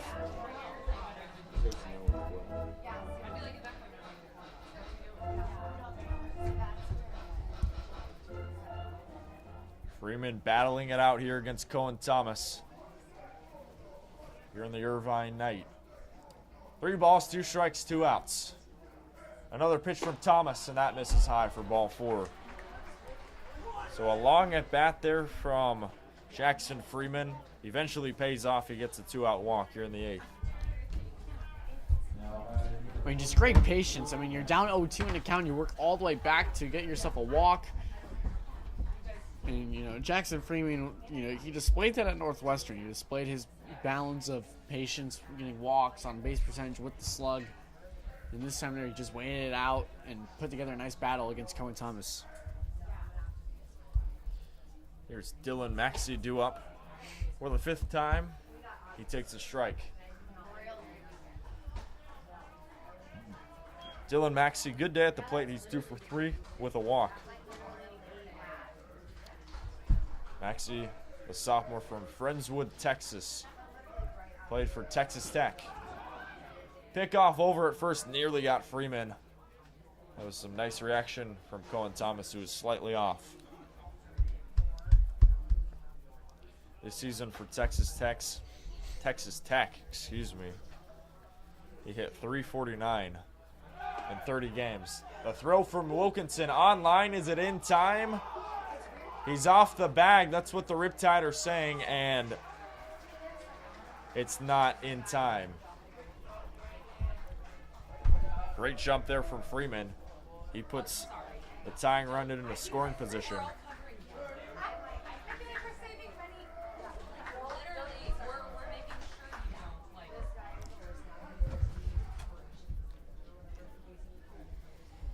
One ball and one strike here to Dylan Maxey. Here's the pitch. Strike called. It's 1-2. One strike away here for Cohen Thomas to get out of the inning. But, on the other side, Dylan Maxey is looking just to get a base hit to potentially tie up this ball game in the 8th inning. Thomas is 1-2. The entirety of the Riptide infield wanted the call. They're not going to get it. It's a ball. It's 2-2. Yeah, it looked pretty good from our vantage point up here. It looked like it was down the plate, but I'm not sure if it missed maybe a bit high inside. It could have been either or, but Maxey stays alive and counts not even. 2-2. A foul off. That one was destroyed foul right behind home plate. Dylan, it just seems like the Foresters continue to fight no matter the count, no matter the score. They continue to fight back against the Riptide. Yeah, exactly that. And that's exactly what you want to see out of your team right now. Because that was a foul ball there. But, that's exactly what you want to see if you're the head coach and Bill Pintard. I mean, he's been through this so much before. He's been around. He's won 21 CCL titles. Can you believe that? Unreal. And he's one of the best managers to play under if you're a summer ball player and you want to get great knowledge and under great experience, and that is Bill Pintard from Santa Barbara. That goes high. Maxey ducked out of the way of that one, and it's 3-2. His brother lives down the street. Freeman's got decent speed. I wonder if I don't think he's going to go. Obviously, no runners on first base, but don't be surprised if he gets a really big secondary to potentially try to score on a base hit. One strike away to get out of the inning here for Cohen Thomas. The payoff. That one misses high for ball 4. And the Foresters have runners at first and second with 2 outs. Another great at-bat there for Maxey.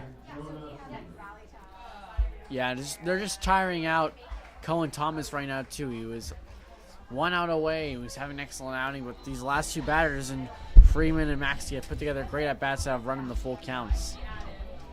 Brian Evans stepping out, the OC Riptide pitching coach, and he's going to take the ball from Cohen Thomas. Out comes Thomas, and in comes Sammy Kova for the Riptide. We'll take a break, be back in a moment for the rest of this one between the Foresters and the Riptide.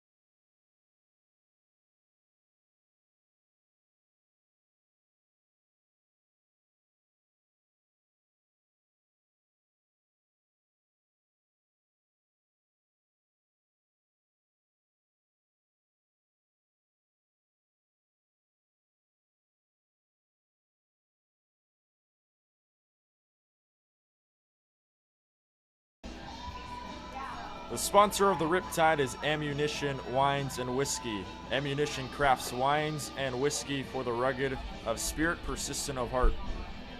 For the pursuers of excellence whose passions are fed by the defeat of mediocrity. For anyone who forges their own trail to the version of the American dream. From farm to finish, every step taken toward perfection is a deliberate one.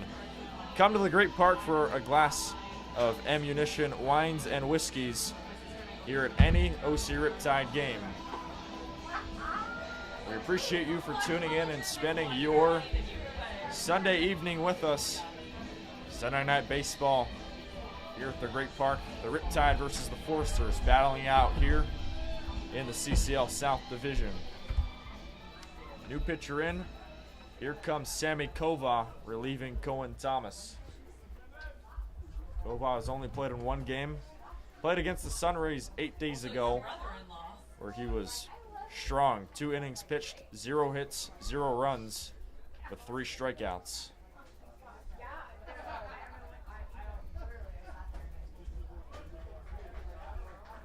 Kova in a jam here, 2 runners aboard with 2 outs. Jonah Sebring up. Ball 1 outside.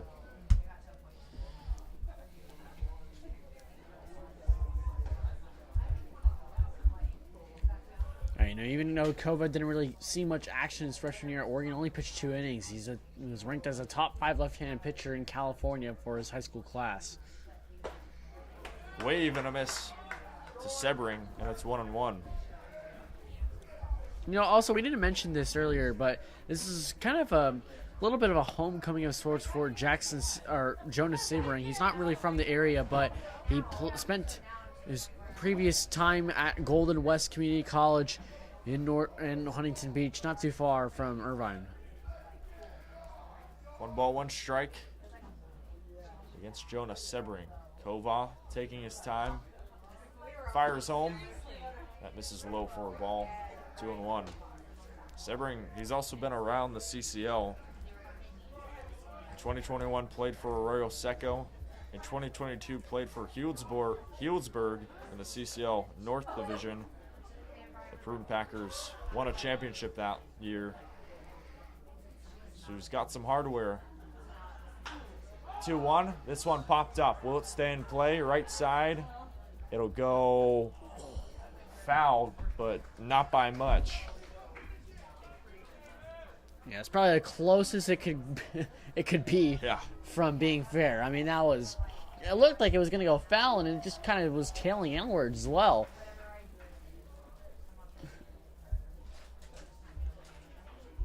That one, I believe, went off one of the poles near Santa Barbara's bullpen.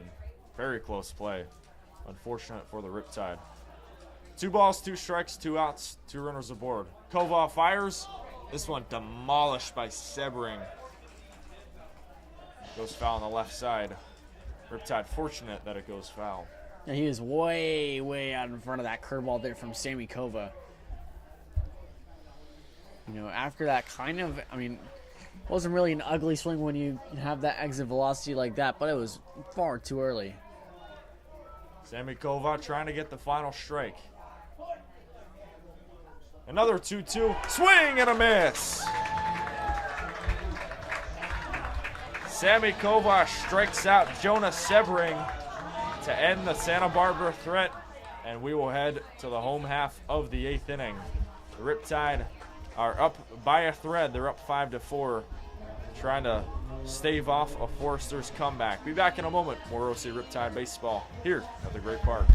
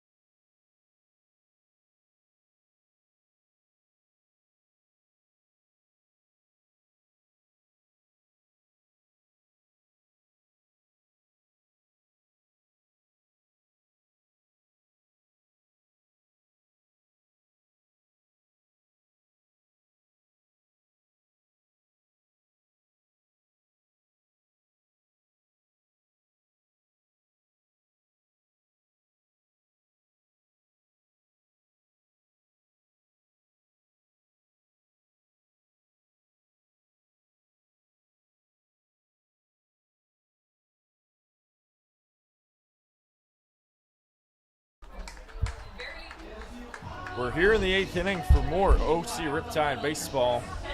Riptide up by 1.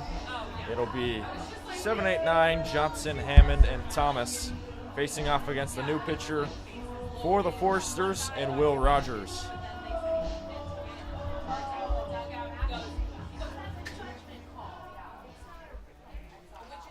I mean, it's interesting seeing Will Rogers on the mound, especially considering what he did at the plate last year for the Foresters. He batted .297 with 4 bombs and 21 ribbies in 32 games. He was tied for 5th in the CCL last season in home runs, and because of that, he made the CCL South team for the showcase game.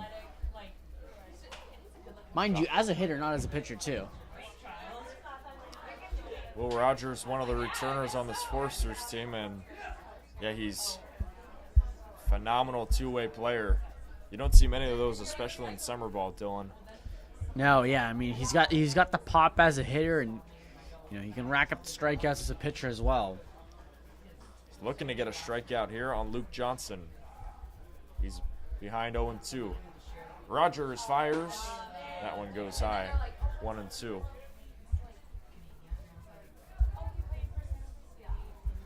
It's one of the 2 returners from last year's team, him and Daniel Patterson, who played earlier. Johnson looks at a ball that bounces outside, caroms off of Maxi's chest protector, and it's 2-2.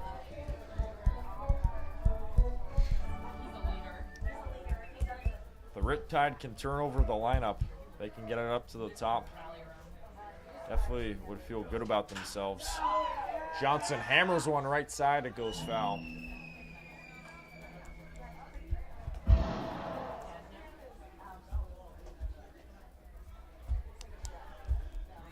Next batter up, though, Jack Hammond is definitely a threat. 2 for 3.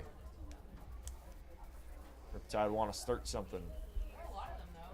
The 2-2 from Rogers. Hit on the ground, left side. The shortstop, Markle, rips it over to Holman for the first out. It's going to be hard to beat Drew Markle at all at shortstop. I mean, he's so effortless. He's got soft hands, quick feet, and he's got a strong arm as well. Markle has been on his A game all day long. He gets the first out here in the 8th. Jack Hammond coming up now. He's 2 for 3. And he's trying to get some more here. Rogers' first pitch is off the mark. It's 1-0.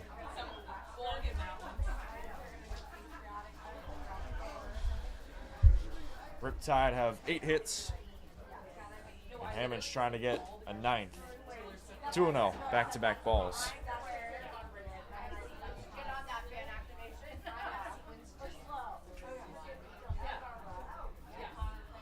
Hammond, the 8-hitter after him, Matthew Thomas.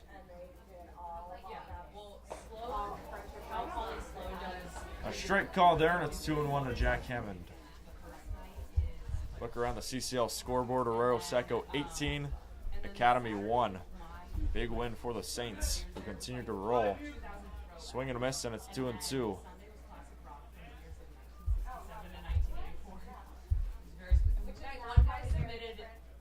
It was big CCL South win for the Saints, who they're in first place. Strong season. 2 balls and 2 strikes. Misses, it's 3-2. You know, good job by Jack Hammond battling. He was down in the count. He's taking taking the pitches goodbye, and now he's got himself in a good count. Payoff. Misses outside, ball 4. The Riptide have a base runner here in the 8th.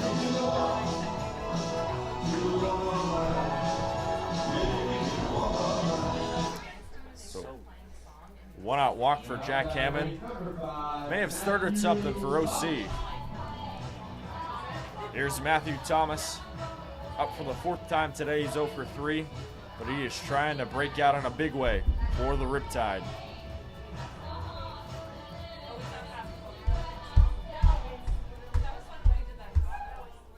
Riptide lead by 1, but definitely want some more runs. Rogers misfires. It's 1-1.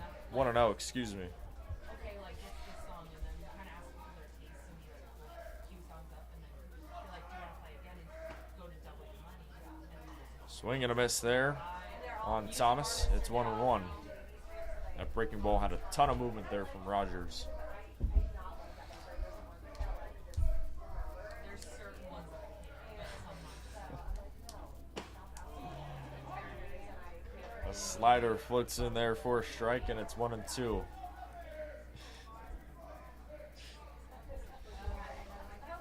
Matthew Thomas, the DH in the 9 spot.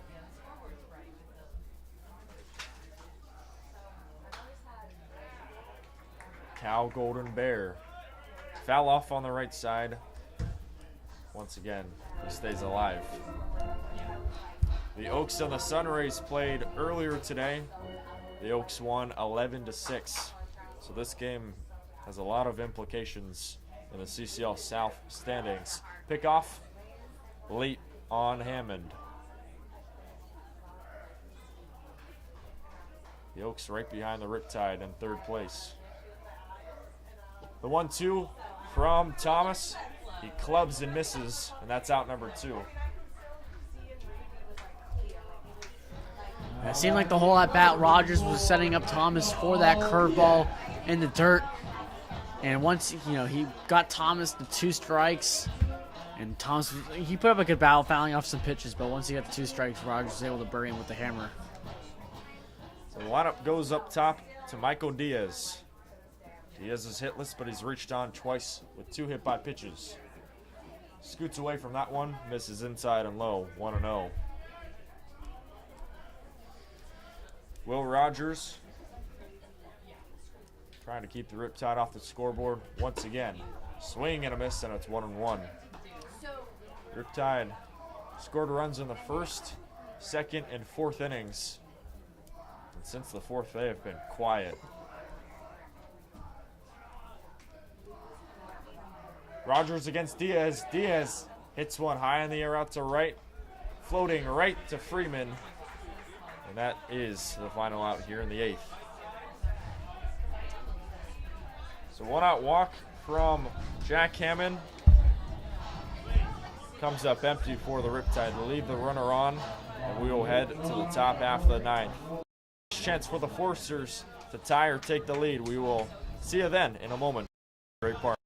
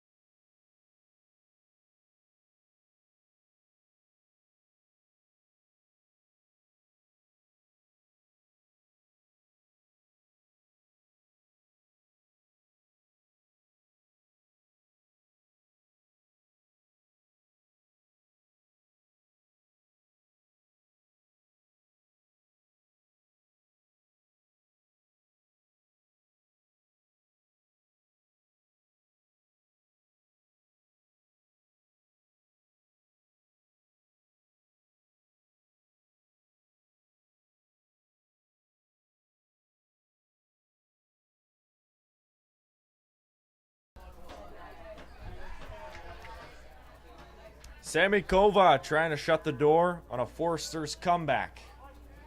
It's 4-5, OC up top. Patterson, Holman, and Pompey due up. Sammy Kova. His pitch is fouled off by Patterson, 0-1.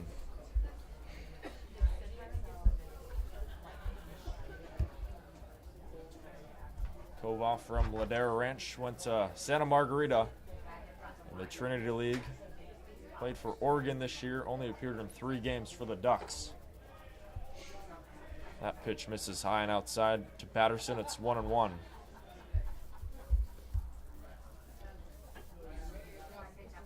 He's only played in one game so far for OC. That was against the Sunrays. We didn't allow a hit. Patterson clubs it foul right side, and it's 1-2.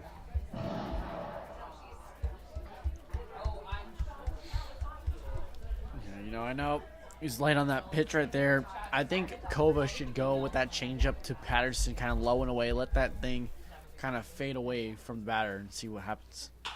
The 1-2 is hit out to center. Diaz runs forward to make the catch, and that's the first out here in the ninth. Now batting number 18, Jack Holman. So a fly out to center will bring up Jack Holman to the plate with one out.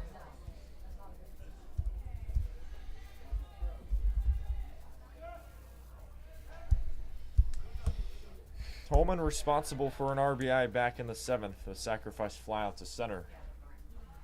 He's 2 for 2, probably had the best day at the dish. Ground ball right side, Johnson has it. Throw to Hammond in time for out number 2.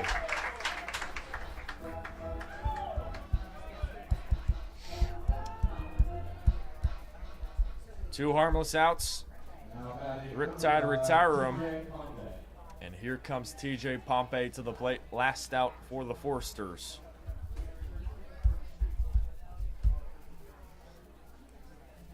Pompey trying to keep the game alive for Santa Barbara. Kova trying to shut the door. First pitch, a ball outside. Kova came in the 8th inning, had to get the final out of that inning. He did. A strikeout. And he's 1 out away from getting the save. Breaking ball, swing and a miss on Pompey. It's 1-1. Kova has good command, good rhythm as well. Trying to disrupt these hitters.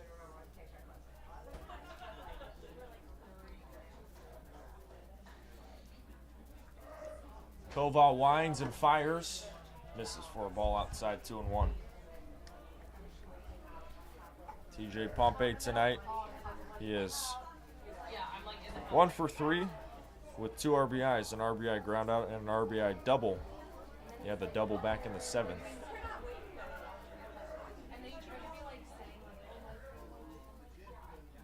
Kova, his pitch is fouled off by Pompey, and it's 2-2. 1 strike away here for Kova. What are you throwing if you're him, Dylan? I mean, it looks like, Pompey is kind of, he's been battling with that fastball there. He's been seeing it pretty well, getting some good hacks on it again. He went with the off-speed pitch and he was going to be able to get a ground out. I think going back maybe with a changeup should do it. 2-2 to Pompey. Swing and a miss. The Riptide win 5-4 over the Santa Barbara Forsters, thanks to Sammy Kova's late heroics, shutting down the Forsters and getting the save here at the Great Park. And that's the ball game. Your final score, Riptide 5. Sammy Kova gets 2 strikeouts. He works an inning and a third, and he doesn't allow a single base runner, retiring 4 straight Forsters. That's going to do it. Here from the Great Park, the Riptide win big 5-4 over the Santa Barbara Forsters here in the CCL South. Dylan, what a win. And I feel like it was the Andrew Parker show that really let the Riptide off to a good start. I mean, yeah, another 8 strikeout performance by Andrew Parker, and he's facing the best team you can argue in the CCL, and he really dominated. I mean, the first inning is where he kind of gave up that 1 run, but other than that, he settled in right after that inning, after that run he gave up, and he, locked in, commanded that fastball really well, and used that slider and those off-speed pitches to go off of it. And he's proving why he's one of the better pitchers in the CCL, securing his 3rd win of the season, which is the most so far in the CCL play. Andrew Parker, like Dylan just mentioned, he's going to get the win. He was flawless for the Riptide. He only allowed 1 earned run through 5 innings, gave up 4 hits, but he struck out 8 Foresters batters. Impressive stuff from the OC ace. The Riptide after this game will improve to 8-5. Meanwhile, Santa Barbara will fall to 7-5. The Riptide's winning streak as well continues. They're on a 5-game winning streak, and they will hope to continue that on Tuesday when they battle against the Conejo Oaks here at the Great Park. We hope you tune in for that live stream. 7 o'clock first pitch on Tuesday. Conejo versus OC. We hope to see you then. That being said, we hope you enjoyed today's broadcast between the Foresters and the Riptide. Thanks so much for tuning in. We appreciate everyone for helping out, putting this production on. My name is Andrew Elvis, joined alongside Dylan Luden with our producer, Jeff Wilson, helping us out. Final score, Riptide 5, Santa Barbara 4. We thank you so much for